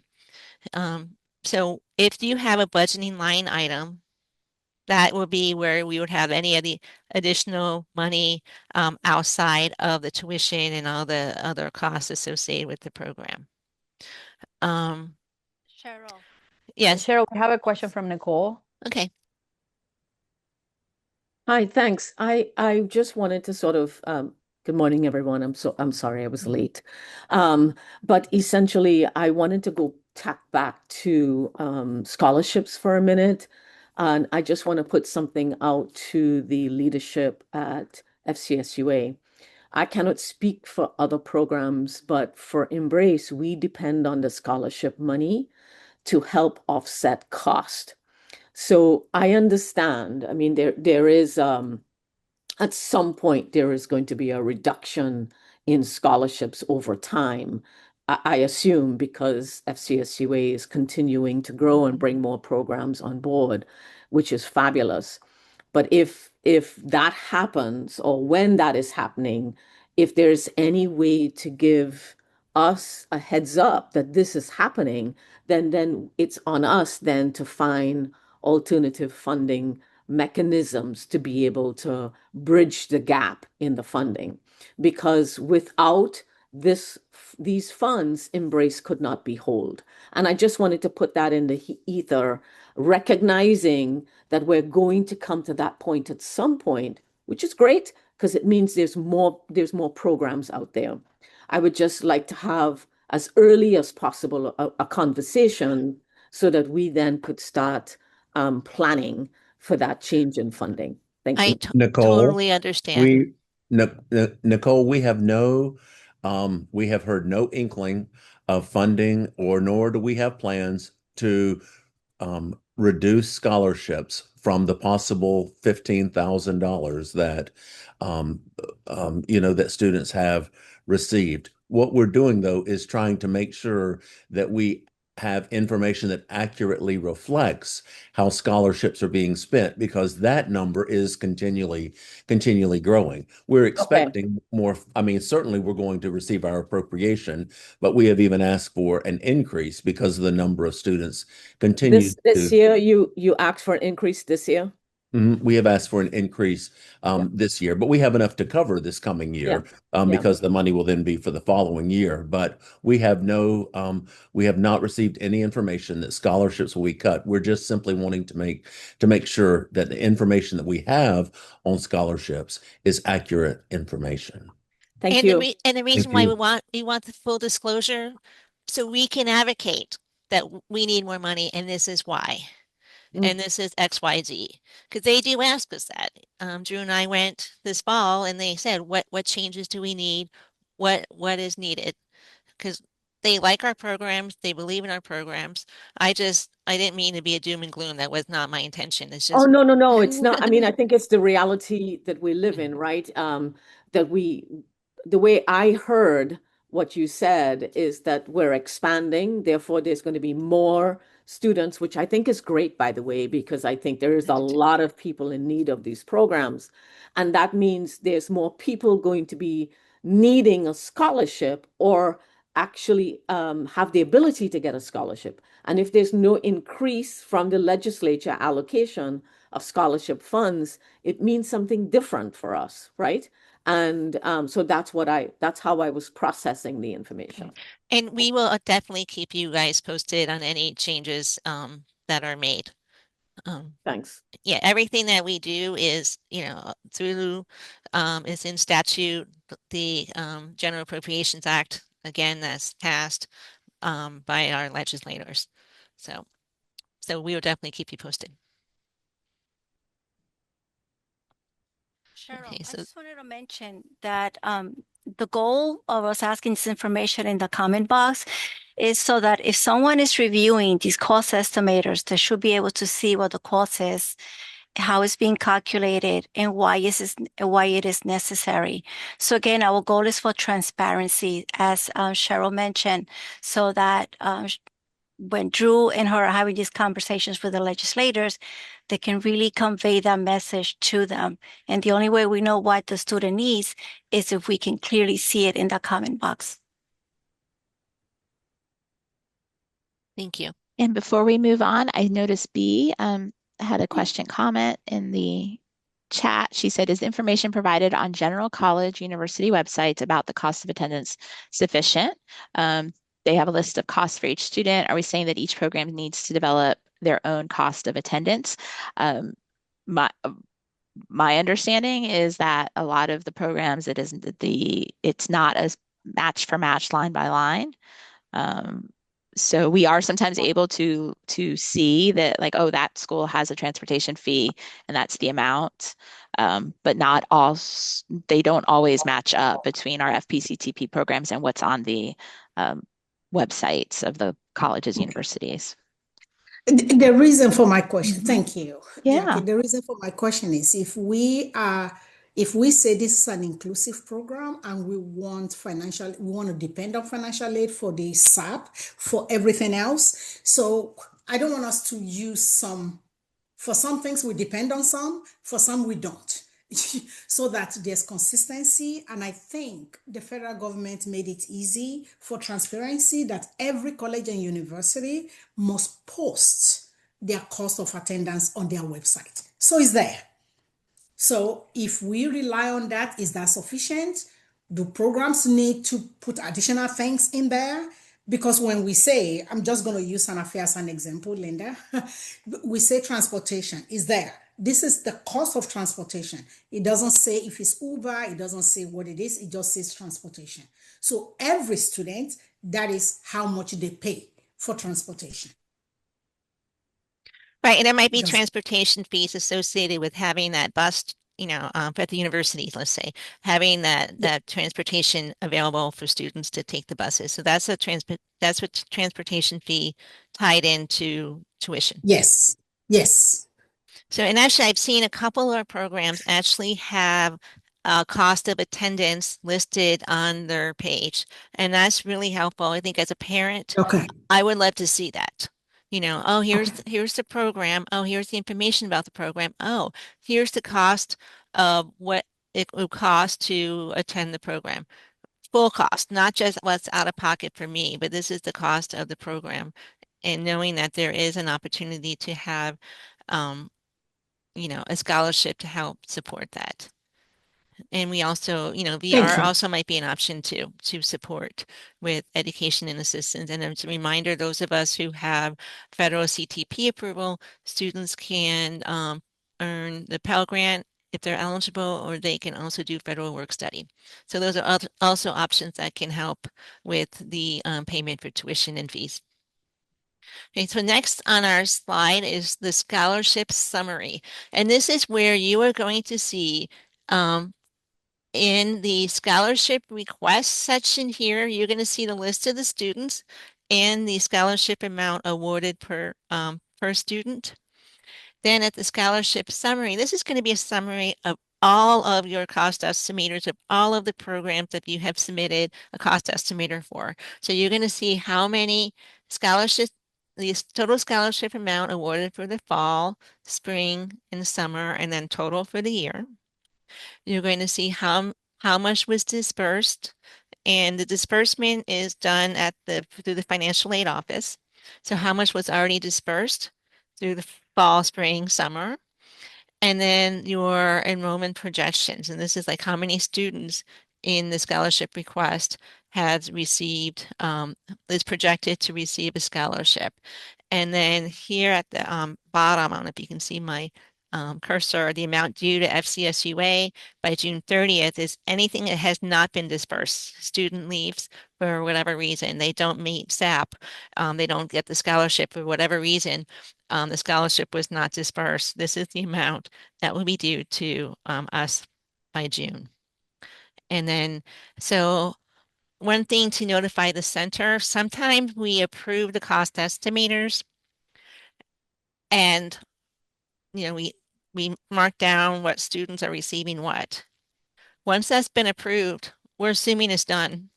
We don't know that you have students you're enrolling again. So if you happen to expect more students, and that's okay, just let us know so we can go back in and make sure that we're awarding the scholarship for the students. So let us know if once your cost estimator has been approved that you are enrolling more students. Again, submit your cost estimators by August 1st. No later than August 1st, we can get that process so your student can be awarded. And the scholarships will be dispersed by your financial aid office. However, that is handled at your institution. The reporting then will come to us December 1st for the fall, March 31st for the spring, and June 30th for the summer, and any unused funds will be returned to us by June 30th. So that's kind of it. Maria, is there anything that I missed? Maria is our guru when it comes to cost estimators and scholarships. Well, I added it in the chat that it's important that the scholarships are dispersed each semester and not at the end of the year. Thank you. Yeah. And Cheryl, Yeah, that that's aligns with the reports, disbursement reports and scholarships. I think it's important to highlight that. One thing that you will get is a reminder when it's time to get those numbers in. Just kind of a note, there's no need to resubmit the scholarship request. Once you enter the number, the amount that a student received, and you click save, that comes back to us. Just please do that when you get those reminders or as soon as you have that information from your financial aid office, because this will reflect in the scholarship summary that Cheryl just showed you. The community automatically calculates the amount that you own back to the center if you own something.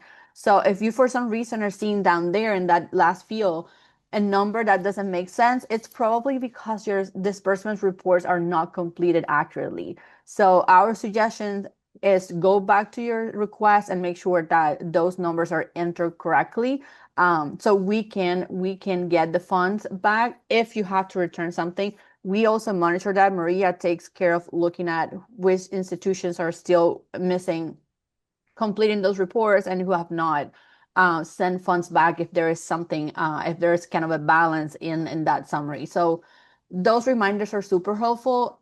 You don't have to wait for them. As soon as you have the information for every semester, you can go ahead and do that. And again, you don't have to resubmit it to us. Once you enter the amount and you save, then it's in the system so we can see, and the calculations will happen automatically. Thank you. Okay, so next on our agenda is quarterly reports, and we're just going to talk about the summary of activities because our next session this afternoon will be talking about budgeting and invoicing. Okay, so I almost feel like this last section and the next session should be called Show Me the Money. So we're going to talk a little bit about quarterly reports, specifically the summary activities, but the reason why we want to talk about this is just a friendly reminder that Maria, our money guru, can't pay the invoices until they're submitted through the quarterly report. So it's important to do it on a timely manner. So we wanted to just touch base on that and remind everybody that you can download the calendar from the FCSUA website and have it immediately populated into your own calendars to keep track of when those are due. In the chat, if everybody could just, not everyone, but if anybody has any, it's a little bit like the question that Alicia asked earlier, but what are some ways that your teams keep yourselves on track when it comes to quarterly reporting? Because we do recognize that there's usually more than one person involved in filling out both the invoice piece and the summary of activities piece. So thanks, Jacqueline. Calendar reminders. You know, some of us are still paper driven, so we have our report flow available that has the timeline for all the reports on there. Linda says Excel spreadsheets. Yep, get those things on our calendars. Right, and making sure that the right people might say thank you. Yeah, that the emails to the fiscal people and the program people, because that might be the only time, you know, each time of year, that might be the only time quarter that they get their hands in there. So especially if they're wearing multiple hats, right? So anything that we can do to help help the process, and anything you all can do to share information on getting those in a timely manner. And then just another thing about the quarterly reports, specifically to the summary of activities, just consider when you're marking goals, progress, activities, and products, whether you're going to mark it anytime that you mark yes or achieved or completed to any of those things, whether it be an activity, a product / material, an outcome, progress, or a goal, you know, one of your main goals itself, it's going to remove that that piece from the reporting function from future quarterly reports. So therefore, you go ahead and use ongoing, use in progress, or use no, like have not achieved, to continue reporting.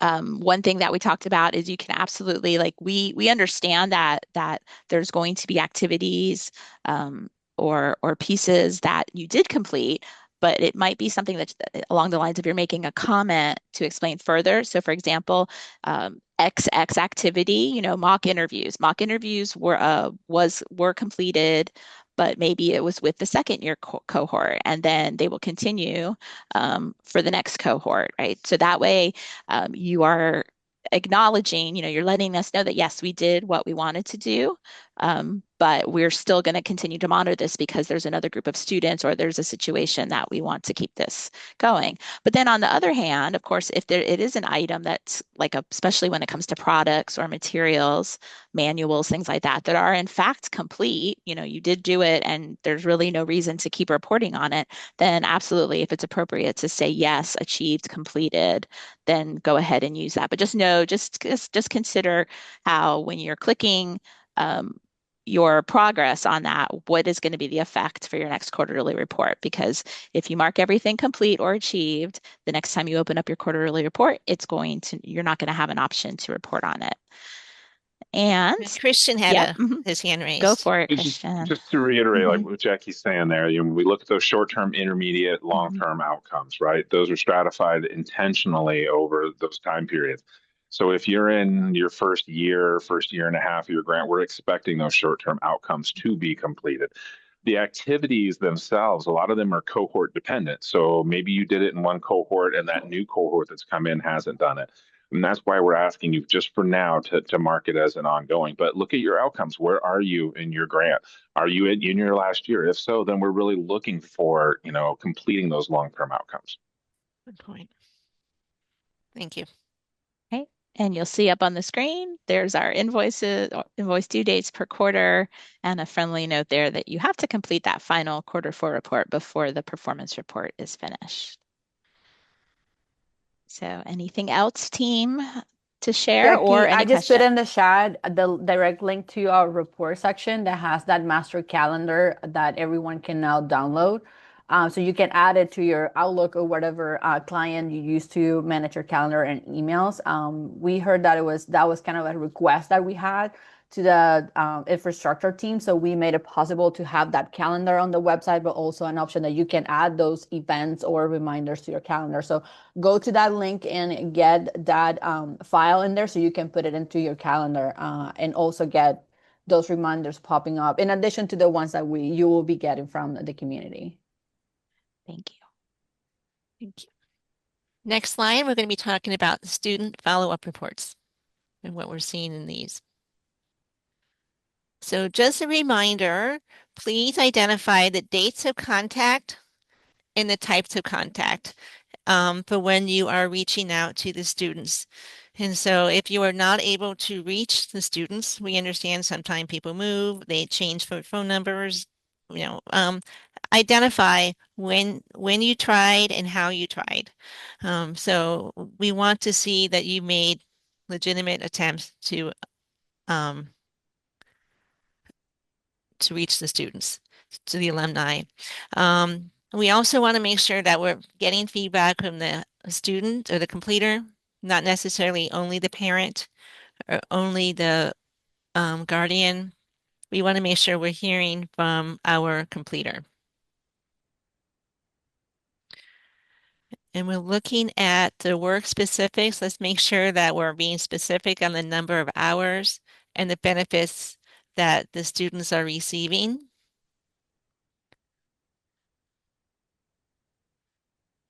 And then if there's any clarification, the number 8, this is where we can explain. And just a reminder, we can submit the follow-up reports before the end of the academic year. Let's try to keep, abreast of where our students are.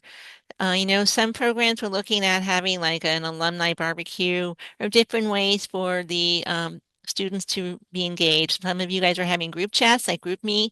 You guys are keeping in touch with them, and that's just continuously keeping abreast of what they're doing, if there's any additional supports they need or anything, and just kind of getting a feedback. And to me, it's good feedback on what we can do to improve. If they're still needing supports further on, and what's been nice, and this is like a segue into our next section talking about the career clusters, but it's been really neat to see the progress of students' employment over time.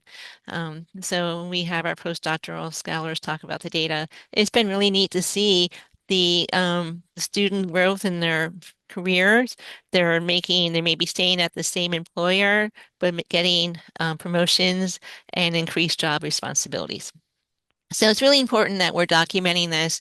And again, transparency, showing the value of our programs in this house, because we do have to report on this every year to our governor and legislators. So next, we'll hear from Xinyao and Dawn on how to avoid career cluster confusion. Okay, thank you, Cheryl. So here are some data we got from last year students follow-up report from our FPCTP completers. In this page, we have top 5 career clusters.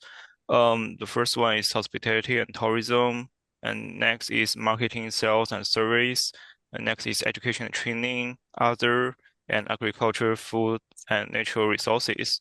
And in others, it included professional services, retail, food services, fast food, disability services, childcare services, education services, food delivery, no, and more than one job. So we will discuss this later to see how to fit those into the right career cluster.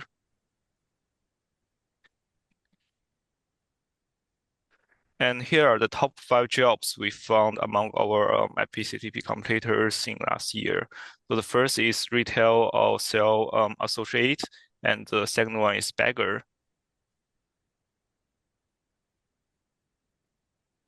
And next is education and teacher assistant.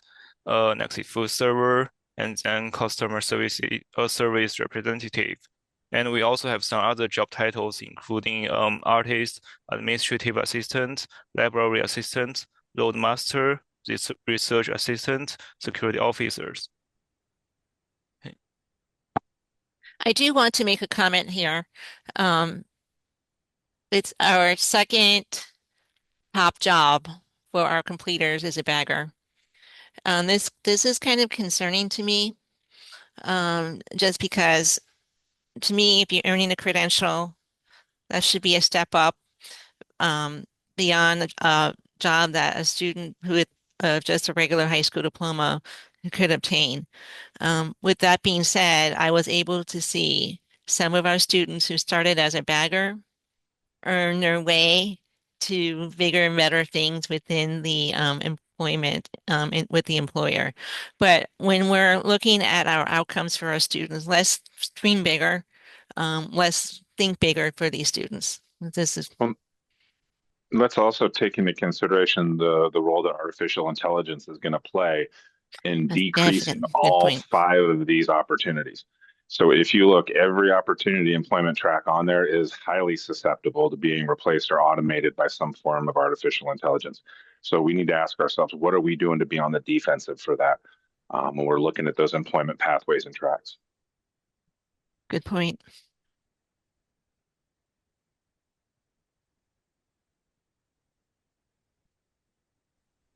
Hello, everybody. I am Dawn. And so here are the Florida Career Cluster breakdown examples. These are things that I took the top 4. Obviously, we can't say top 5 because other is not a career cluster. And I believe that's going to be removed. Right, Claudia? Yes. Okay, great. And so we have hospitality and tourism. So I wanted to give you a description of what hospitality and tourism is. And it focuses on leisure, travel, entertainment, and guest services. So the examples for careers or jobs in this field would be like a busser, dishwasher. I like the fact that it's a campground attendant. That was a tricky one. Event planner or coordinator, golf course staff. And that actually includes the lawn maintenance. And I'll tell you why. The hotel associate or guest services, so travel agency, right? So marketing and sales service, Notice how it doesn't say guest services, it says customer service, focuses on careers related to marketing strategies, professional sales, merchandising. So basically what this does is it's promoting and selling the product.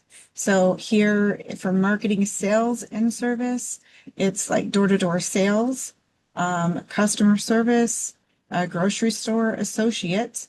That was one of our top was grocery store associates. And then if you were to put the person as a bagger or grocery cart retriever, it does fall under marketing, sales, and service, not hospitality and tourism. And that's where there's a lot of confusion with that. So make sure you're putting it into the bagger as marketing, sales, and service. A pet groomer or a handler is also marketing, sales, and service because it's promoting the selling of the product. So education and training is a little bit also another confusing cluster for us. We have it focuses on careers that support learning and skill development. So we're looking at K through 12 teachers, assistants, or in the K through 12, and tutors even. Preschool workers, yes. And even in the library assistant, anything that has to do with corporate training. So like a scuba diver trainer. So you're actually teaching scuba diving lessons and you're the scuba diver trainer actually falls under education and training. Scuba diver, I know that we have one college that does have scuba diving, and we have to be able to correctly put that into the correct career cluster. And then next slide, I'll show you a little bit more in depth as to what I mean. And I will move that over. Just give me 1 second. Click. Okay, so so the common career cluster classification confusion. I love that. So here we're looking at Florida state level classification. So looking Florida only, do not look at national career clusters. It's a complete different beast. So we're looking at function based. So you think, well, what is a function? You think simply, and it's not a simple term. A function is not just classifying as like the general skill or the job title. They're looking at what are the students doing, the primary occupation within the dominant industry. So here I took from you guys some examples of what you have. So here you have sales associate at a travel agency. So if you think sales associate, oh, I'm going to put that in my career cluster of, as, sales. Well, just because they're doing sales does not automatically mean that it falls within that career cluster. It is rather what the sales of what and in service of what industry. So if you're looking at a sales associate at a travel agency, the correct cluster is hospitality and tourism, because the outcome, if I have this broken down as logic, so question and logic, you're going to ask yourself these questions. You're going to try to think through logically, what am I asking? What are my students doing? And then the outcome, what is the outcome of what they're actually doing? So the sales activity is embedded within tourism service, and the job outcome is travel facilitation, not marketing. So if they were doing marketing, or obviously the different cluster.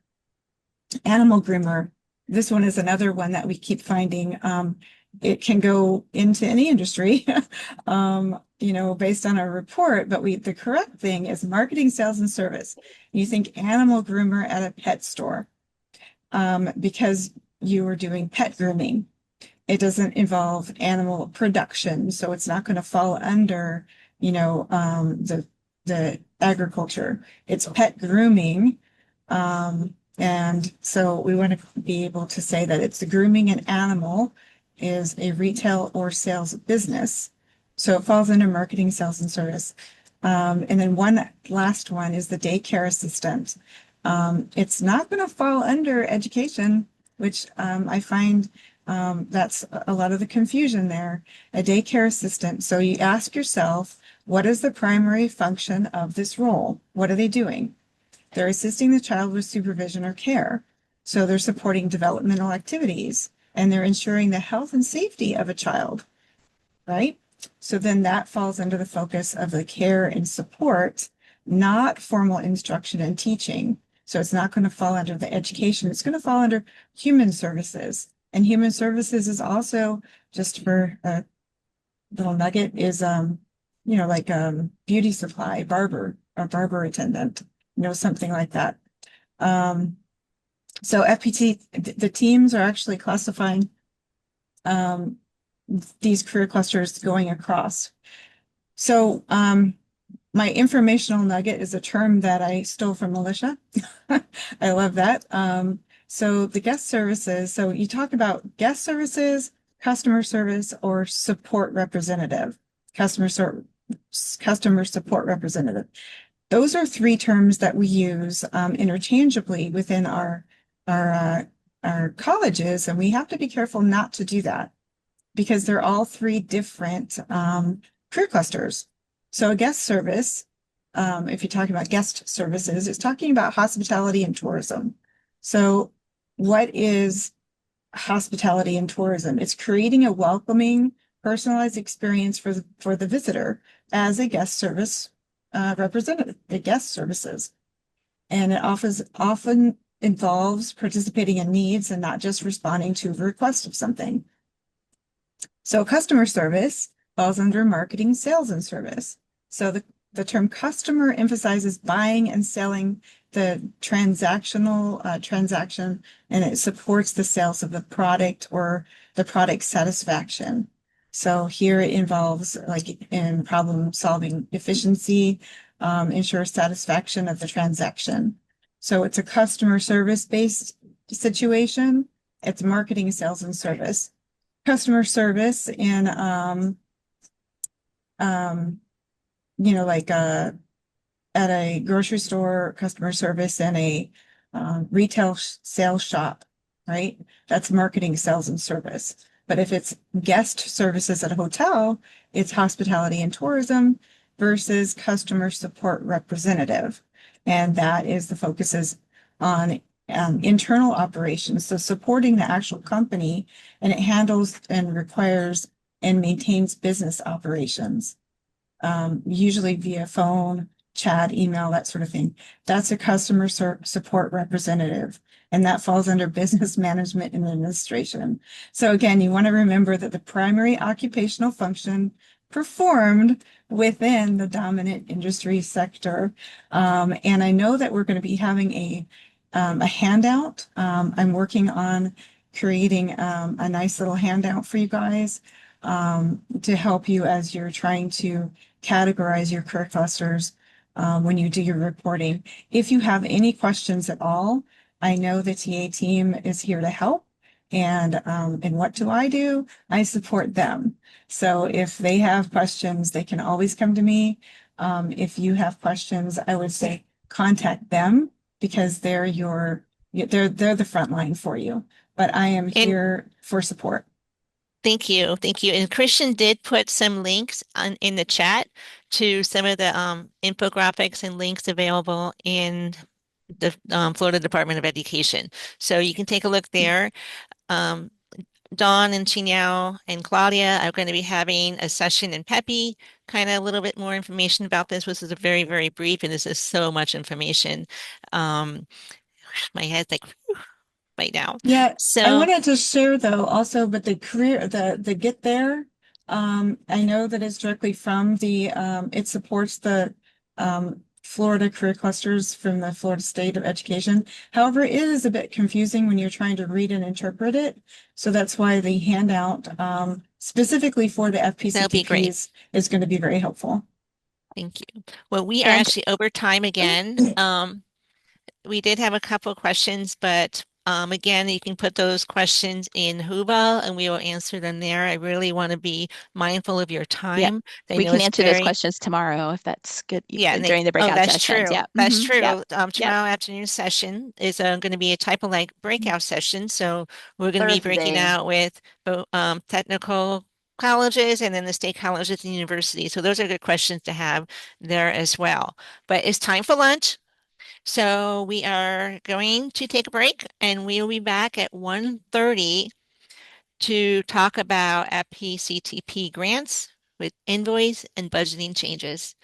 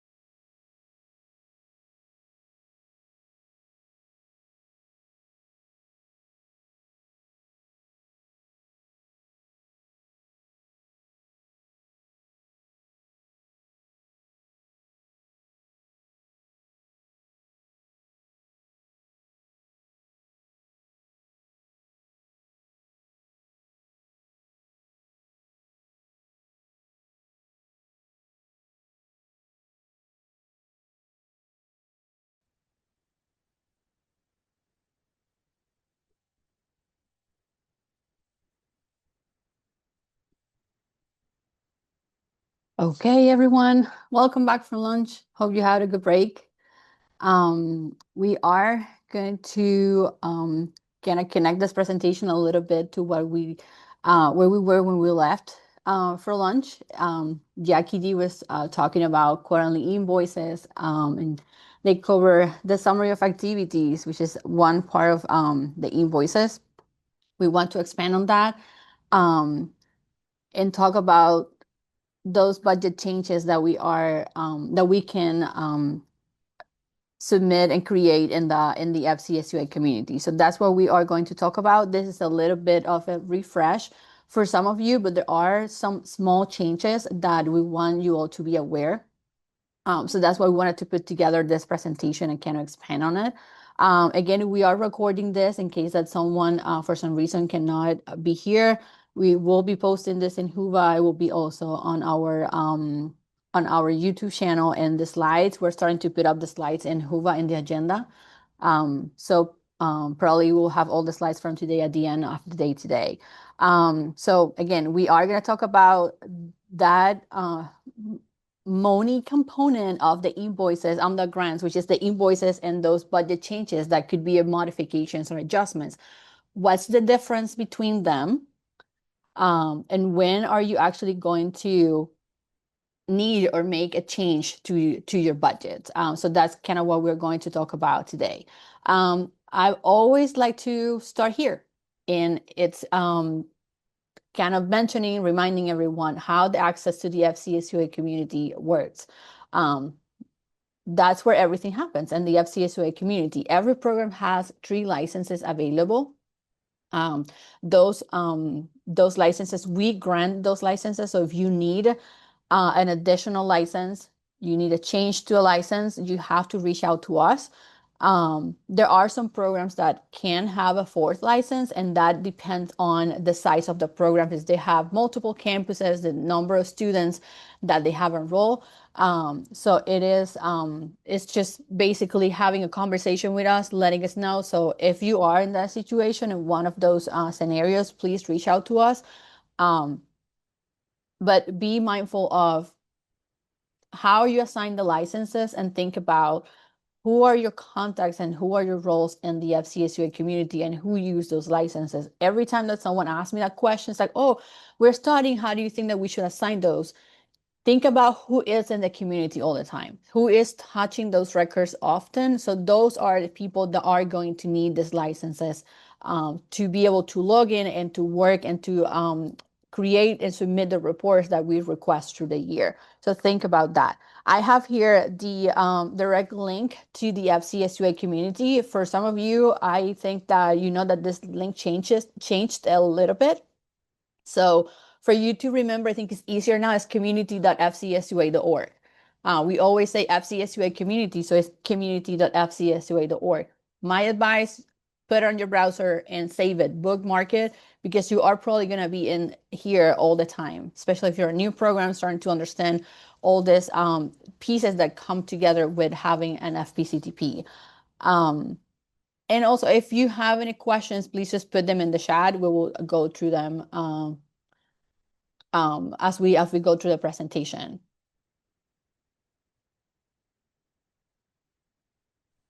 Maria, that's a good point. So what can you do when you have a license? So basically you can do everything.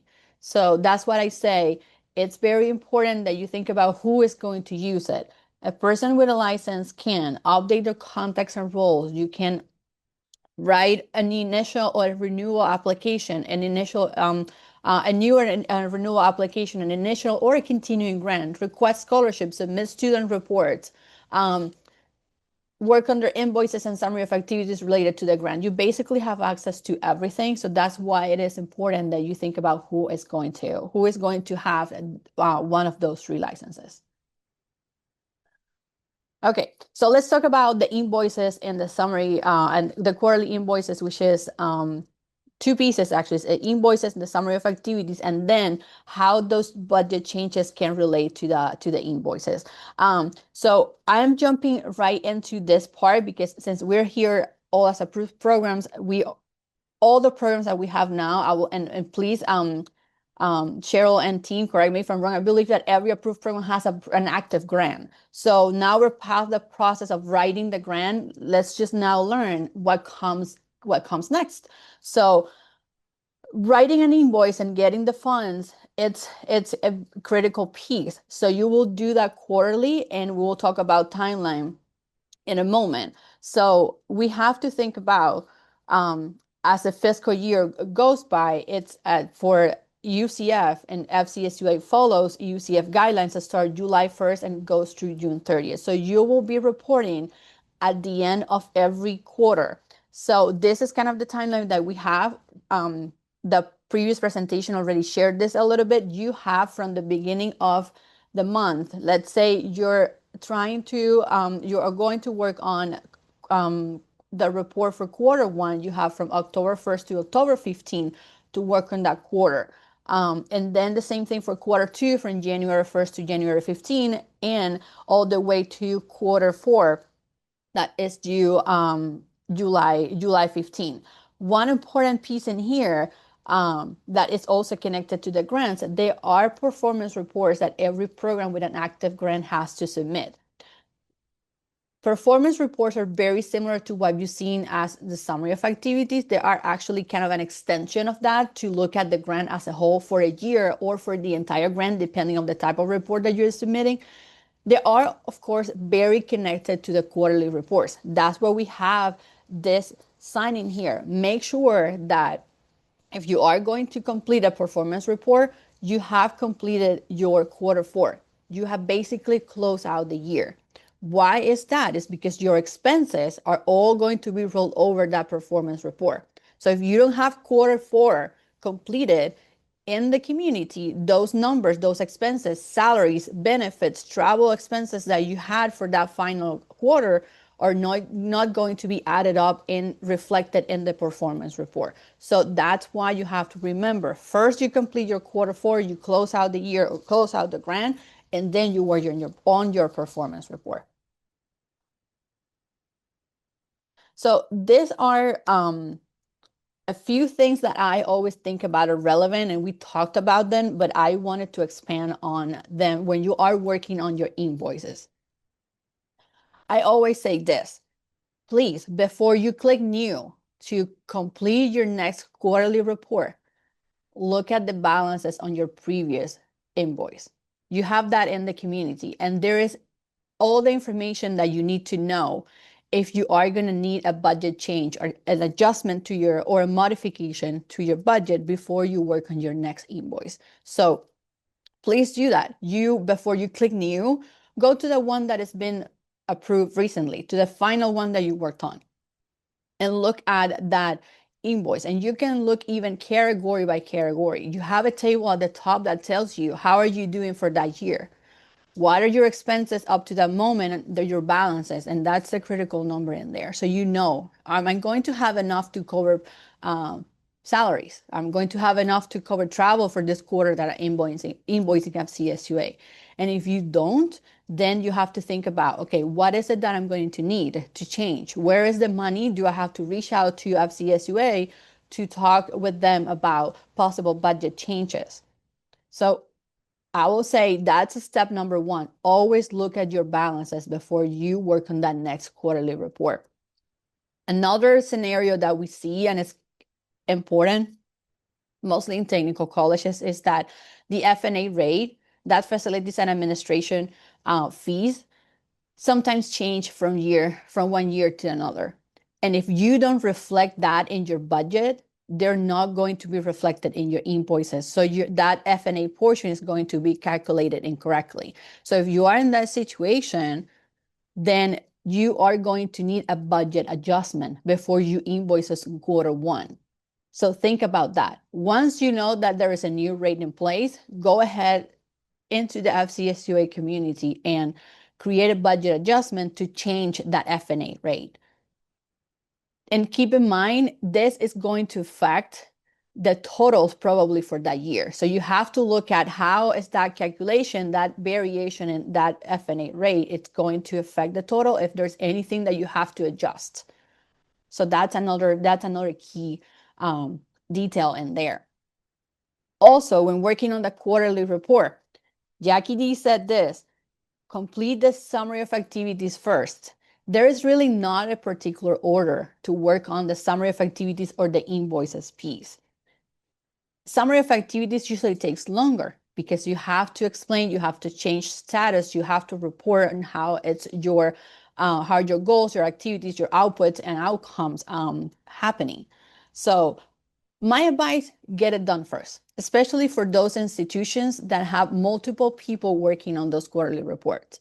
Maybe you as a program director, program coordinator have all the tools to work on the summary of activities. You are able to get into the community and get the summary of activities ready, but maybe somebody else working on the financial part, maybe someone at the district level, maybe somebody else in your institution who needs to get in there and work on that on that invoice piece. So coordinate with them, talk them through the process, and think about what works best for you as a program, as an institution, to get this information to us by the due date. So maybe it's better to get that summary of activities ready and then say, oh, here we go, I'm done with that piece. You can go ahead and enter those expenses so we can submit the invoice.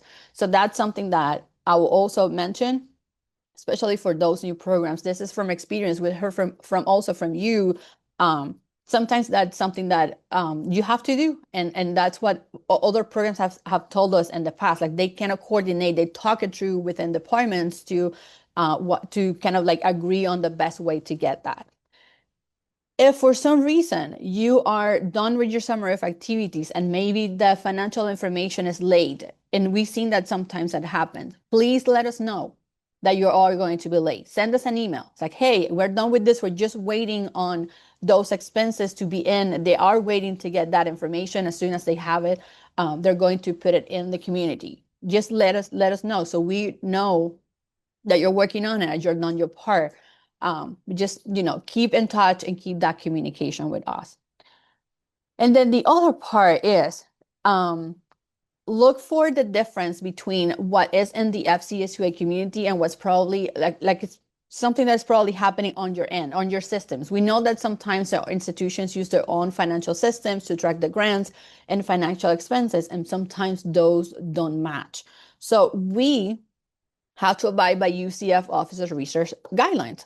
Sometimes what we consider expenses under equipment or under supplies, it differs from what your institution considers. If that's the case, and we also need to have a conversation to help you out with this, to make sure that the expenses and the number at the end of the invoice makes sense, please let us know. But you have to make sure that you're looking at this. The reason why I'm saying this is because once you have the summary of activities and the invoices in there, Maria is going to look at this and she is going to create a very nice looking PDF that she's going to send back to you for signature. So those numbers are not going to look correct to you. And then we are going to start the conversation at that time. So look at that, make sure that if you're not sure which category you should be enter your expenses, also let us know. We can help you out and have a conversation and work it out as well. Another piece is some of your institutions have a letterhead. So it's like a separate document that reflects the total amount. We've seen that sometimes in the past, the number from that letterhead and the invoice that we create in Salesforce are not exactly the same and they need to match. So that's another part that you also have to look at. We will look at it as well. Maria will look at it as well. So that's another kind of indication, things that we kind of have to be in the lookout for. So if you are one of those institutions that uses a letterhead, make sure that that those numbers are the same. And if they're not, and we also have to like help you out to figure it out, please let us know. And the other piece is kind of connected to those expenses that we were talking about, not being in the right section, is the indirect cost. So as again, we've seen this with a few institutions. What we consider, the expenses that we consider to be included or excluded to calculate their indirect cost can vary from the UCF guidelines to your institutions. So sometimes it's going to be different. Again, let us know. We can kind of have the conversation and help you out to make this as close as possible, or maybe some changes that you have to do from your end, or notes that you need to add to your invoices. But we've seen it. It's better if we have that conversation. So those things are kind of critical and tips with things that we've seen through the years. That kind of help to get the invoice and the summary of activities, since it's multiple people sometimes just touching the same information in the community. Okay, if anyone has any questions, I don't see any hands up or any questions in the chat, but please stop me if you have any questions about this. You are, of course, going to receive emails, reminders about the reports. When it's time to submit them, you will get automatic emails from the FCSUA community. So let's talk about the budget changes. We have two possibilities. So we have modifications and we have adjustments. So modifications is kind of broader than the adjustments. I have to say that there is a change in here that we need to pay attention. And I think, Maria, you are here, right? Okay, I see you. Perfect. So if you need to make a modification, kind of here are the three main scenarios where that's going to happen. So you might need a modification or to your budget in type of an extension of budget period. Basically, you have a large balance closer to the end of your grant. You still have a lot of money that you need to spend before we can close the grant. So in that case, what you are going to need is an extension of budget period, or what we also call a no-cost extension, to add more time to your grant so you can expend those funds. So we will ask you to get into the FCSUA community and create a modification to add the additional time. The way that we usually do this is we kind of look at the average of what an invoice looked like for you and kind of approximate or kind of estimate how many more quarters you have with the remaining balance that you have in your grant. So if that is the case, then that is a modification with an extension of budget period where you are going to need. In this case, the total budget that this modification will have, it's not going to be different from the original budget amount that you got approved for when the grant proposal was submitted and approved. So keep that in mind. The system will not let you. If you were approved at 900,000, that's the total that you will need in that modification. Even that you have to move funds around because you have now probably 1-2 quarters to get those funds expended. So that's a key kind of functionality validation that we have in place just to avoid that you're making mistakes when you're working on a modification extension of budget period. Another scenario that we have in here is a change in funding amount. So when this can happen, we have 2 possibilities here. You are going to need additional funds from FCSUA. You probably have a balance that is maybe not enough to get you to the end of the grant. So we can give you that little piece so you can get to one of those end dates that we have in our funding cycle. And you all know that that table is available on our website, but that could be a grant ending in June 30th, ending on December 31st, or March 31st. So if you are in that situation, we can give you those extra funds to get to that next point. Keep in mind that we are also looking for your total. So we have by legislation a limit on the total amount per year that we can grant. And Cheryl, please correct me if I'm not saying this, but it's 500,000 per year, which can add up to 1.5 million. So we're looking at that also when we are receiving those modifications and in the FCSUA community. So we have to meet that criteria. So it's also another factor when you're thinking about how things are moved around in your budget. And then the second scenario here, and this is what's different actually from what we've done in the past. You are moving funds from another budget year. Let's say that you estimated certain amount for salaries or a different budget category, and you actually were short, and you need to bring money in to pay your salaries. So your totals per year now are altered compared to what it was approved originally in your budget when your agreement was approved by UCF Office of Research. Before, this was a budget adjustment. Your total is not changing, and we were saying, oh, this is fine. You can go ahead and make an adjustment. So this is a change. Now, Office of Research at UCF is requiring that we have a modification instead of an adjustment because your totals are changing between years. So this is something to keep in mind because it is different. The fact that the total still is the same and you're not exceeding the limits, it doesn't mean that it's still an adjustment. It has to be a modification now. What's going to happen is that you are going to submit that modification. Let's say that to follow on the example that I was explaining, you underestimated, let's say, salaries in year 1. You need to maybe take money from year 2 and move it up to year 1. So that those totals for year 1 and year 2 are going to change. That's a modification. Maria is going to be preparing a form very similar to the ones that you sign. That's going to state that there is a change in funding amount. It's going to be an explanation of how much are those those totals changing from one year to another.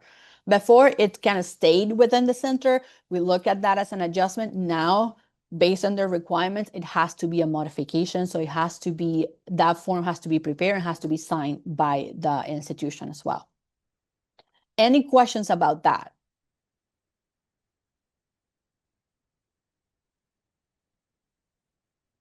I am going to also talk about adjustments. And again, this is only if you are doing this within the year. We are going to cover a very similar scenario, but something that is still an adjustment. But again, if it's within the year and you have to move funds to kind of cover those expenses, you are needing now a modification. And then we also have kind of a combination of the two main scenarios. You can have an extension of budget period and a change in funding amount. Let's say that you have a large balance to get to the next ending point of a grant, but you don't have I'm sorry. So let's back that up a little bit. So let's say that you have a large balance when you're approaching the end of your grant, but you don't have enough to get to the next award point. So if you don't have enough to get to that, what we will do is we say, okay, you have enough to maybe cover a quarter and a half, but you don't have enough to cover the next 2 quarters. We will put you in the next point of the funding cycle. We can give you that extra amount of money as well. So in that case, you will be extending to use that large portion of the balance that you have, but also give you that little extra to get you to the next beginning of the next funding cycle, if that makes sense. So it's kind of a combination. We've seen that happening with a couple programs that they have kind of a fair balance to get maybe cover a quarter, maybe 2 quarters and a half, but they don't have to get to the very end, maybe to get to the next point in the funding cycle. So we kind of complete that little piece of funds in there so you can have your grant started, let's say January 1st, or maybe July 1st, or April 1st, depending on where we are in the year. Any questions about modifications? And again, if you are not sure, you can always ask us. You can always reach out to us. We have this situation. I'm seeing this in my invoices. I'm not sure, given these balances that I have in this category in this year, which kind of change I'm going to need in my budget. So reach out to us if you have any questions. Okay, I am going to move to adjustments. This one is easier. So we have only 2 possibilities here. So again, for budget adjustments, we know that nothing is changing. We are just keeping the same end year. We're keeping the same total. Nothing is changing. It's just moving money around. So what remains as an adjustment is at the end of the fiscal year, we allow the programs to take the funds, the balance remaining, and move it to the next year. That is, you can ask the question if you think about this, wouldn't that be a modification since the totals are changing? The answer to that is no. In that case, it is allowed for that to be an adjustment because UCF expect that the monies that are not used on, let's say, year 1 are carried over the next fiscal year. Let's say, and always like to advise everyone to do this. You have completed quarter 4.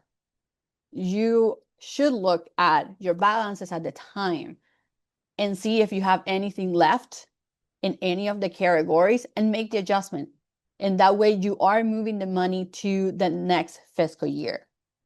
The system is not going to do that automatically for you. The reason for that is because you know better than us where exactly you are going to put those funds. So we led you at the end of every fiscal year to get in and go through quarter 4, look at your balances and create an adjustment if you need to. In that case, it is okay to be an adjustment because that is the expectation from UCF, that anything that is not utilized at that point, it's carried over the next fiscal year. And then the other option that is also going to be an adjustment is you needing to move funds within the budget categories in the same year. Let's say that you probably estimated a lot. Let's pick supplies. You added a lot of funds and supplies, but you realize that you need more for travel and you are in year 1. You can take some of those dollars from supplies and move them up to travel. So that is also a budget adjustment. You are keeping the same total through the year. You're not changing the dates. You're just adjusting within the same fiscal year. Any questions about that? Again, these changes don't need that form that Maria prepares. Those adjustments, we looked at them and they are approved by FCSUA. They don't need that additional step or process or form that has to be sent to you for signature. It's just that change in the totals within the year. If you are changing and you are moving funds from year 1 to year 2 within the year, not at the end of the fiscal year, then you are going to need a modification. Okay, moving to the next. Okay, so just as a reminder, make sure that you're revising your balances in every budget category before you create the next invoice. This is something that we say and we repeat all the time. And thank you, Maria. I'm going to mention that right after this slide. You have no idea how important the descriptions, justifications are for every change that you make. Please make sure that you add that information in there. It's so helpful for us to understand why are you making changes. So if you add that information in, there's going to be easier for us to go through your adjustment or to your modification to look at it and be able to approve it right away. If you don't provide details, it's harder for us, for Maria, to look at it and to understand. So make sure that you're using those boxes for justification and comments and description that we have in every category every year. And then again, if you don't know, if you're not sure what type of change, and if you have a very specific situation, just reach out to us. We are going to be able to help you, especially if this first time that you're making an adjustment or a modification. We have recordings, but we're also here to help you out through this process. Maria just posted something in the chat. One thing that you also have to do every year, you have to sign a no-cost extension to carry the funds from one year to the next. So that is also a requirement from the UCF Office of Research. It's the same form. She prepared that for every program. And Maria, around that, what time do you start sending those out to the programs? I would say around April. Okay. So around April, they'll Yeah. start receiving the form with the no-cost extension. Yeah. And that's usually Because just to release yeah. the grants to the funds for the next fiscal year, right? Yeah, it's like an internal form, and I try to go through like April, maybe June, to give the institutions time to sign, 'cause I know sometimes I gotta send it to the board to get it signed, and I know that takes time.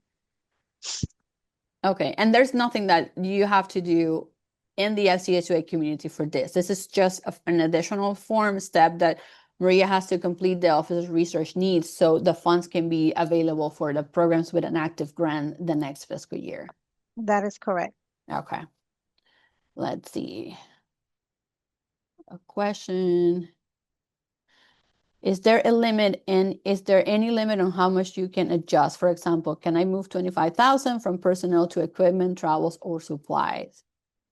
Renato, I will say that there is no limit to the number of budget adjustments that you can create in the community. We'll always look at the justification and how you describe your changes and see if they are applicable and reasonable. So if for some reason something needs to be addressed, we can just talk to you, send it back as updates needed. But really, there really is no limit. We'll try not to have a lot of those. But just basically talk it through with us if you need to, if that answers your question.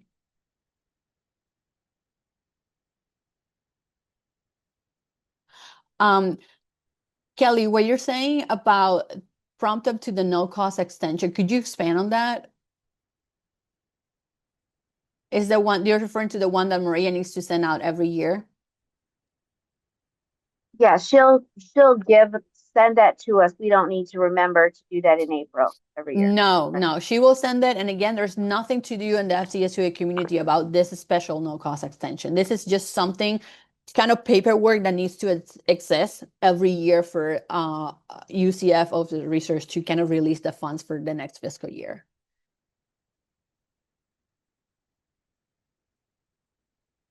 Okay, so just some helpful resources when you're working on this, especially if you're a brand new program and you're doing your first budget adjustment or modification. These two fields here are your best friend.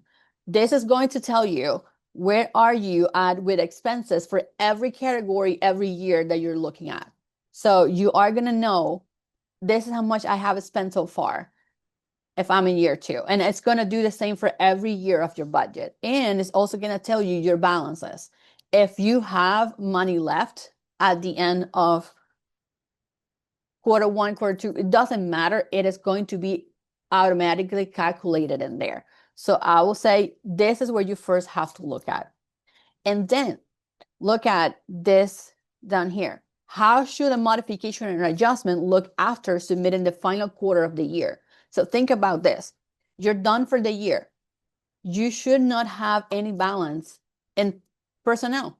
You should have spent everything or move it to the next fiscal year. So this is how it should look like. This is how you know that if you have a balance and you have to move the funds over, that you did it correctly. Basically, your expenses are all set, and then your balance is zero. So you basically spend or left in that category just the amount of money that you spend it for the year. So this is kind of your trick to know, okay, I did this modification or this adjustment correctly. I moved over everything that I didn't use. So that's kind of a trick there that you can look at. And again, these fields are auto-calculated for every year, for every category. And then let's say that you're making some changes. You're moving money or adding money into the travel category. How do you know that you did it correctly? Again, the fact that you write it, it doesn't mean that it's going to happen. You have to bring in the funds or you have to remove the funds. So that's what their total difference is. This difference is calculating your new total compared to your previous total for the same category. It's basically telling you here that we added $7,000 to the travel budget for the year. This is also kind of another key for us to look for justifications and description of your changes. If we see a difference that is not zero, we are going to look for your description and explanation of what is it that you change. If it's positive, of course, it means that you added. If it's negative, it means that you removed it. But it has to go somewhere else. So you have to put it, let's say that you added this money here, it means that it came from another category or from the same category in a different year. So it's probably going to show negative somewhere else. Same thing if you have a negative value here, you are going to expect that those funds were added somewhere else because you removed them from the travel category. So this is kind of an indication when Maria looks at this, she sees a value in that difference. Then that means that, okay, let's look at this category this year to see what changed and see if it makes sense and if your description and justification is accurate and enough. So that's why it's so important to use these fields down here. Any questions?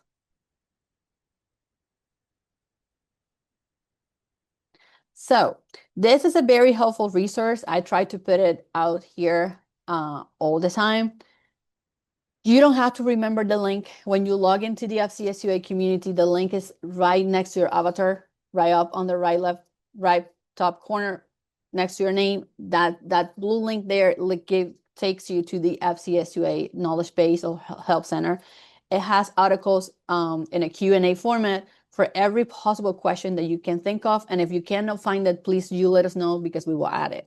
These articles have the direct links to the recordings in YouTube that show you how to make possible an adjustment and just a modification, how to create a summary of activities and enter your expenses in a quarterly report. So everything, it's in the knowledge base, and basically you just need to know, just type in the terms that you can think of for your question and some suggestions and articles will come up. So I would say use it. We are trying to keep it updated. With any questions that you send us via email, we'll look at them. And if they're not in here, we are going to add them. So I will say you don't have to remember how to get there. When you log into the FCSUA community, the blue link is at the top right corner next to your avatar. So I think it's the most helpful resource. Any questions, thoughts, comments, ideas? We wanted to share with you that small change and what's between a modification and an adjustment that we were requested to implement. So that's why we wanted to kind of have this conversation to see if anyone, they kind of walk you through it, but also to see if anyone had any questions or ideas or thoughts on this kind of changes that I know that are happening through the year, since you have to do 4 reports of this through the fiscal year.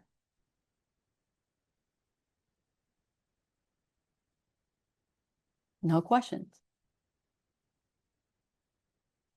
Team, anything else that you might think is helpful for our FPCTPs to know. Maria, if I'm missing anything, please just jump in. Claudia, I think it was great that you mentioned to them that they can always call anytime they have a question. They can call, and we're happy to talk with them because we just want to make sure that any changes are adequate and appropriate to meet the program's needs. Because if we're asked questions about our funding and grants, we want to be able to explain that and have a logic behind it. Right. And here, this is for, oh, actually, this is, Drew, this is your phone number. We just put your phone number here. But it should be 5225. My apologies for that. But what I really wanted to show is you have two emails that you can use to reach out to us. So the FCSUS support, it goes actually through me, but also to my team. So any questions that you have about the FCSA community or the online strategic planning tool, we try to look at that email often through the day. So any technical questions that you have, and if it's not technical question also, we will forward that to Drew or to the technical assistant coordinators if the question, if they are able to answer the question for you. But again, look at the FCSUA community to the health center, and you will find a lot of the resources and answers to your questions in there.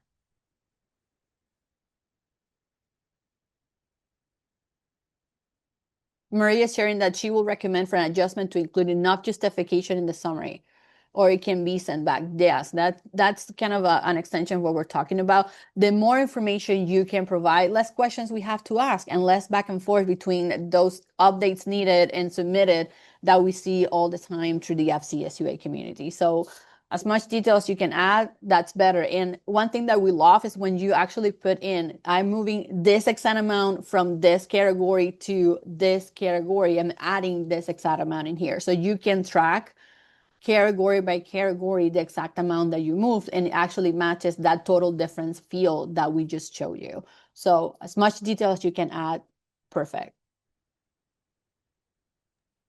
Okay. Claudia, So, we had a question yes. earlier about the recordings and where the recordings would be in the future for people to share with other team members or to review themselves, if they will be on our website.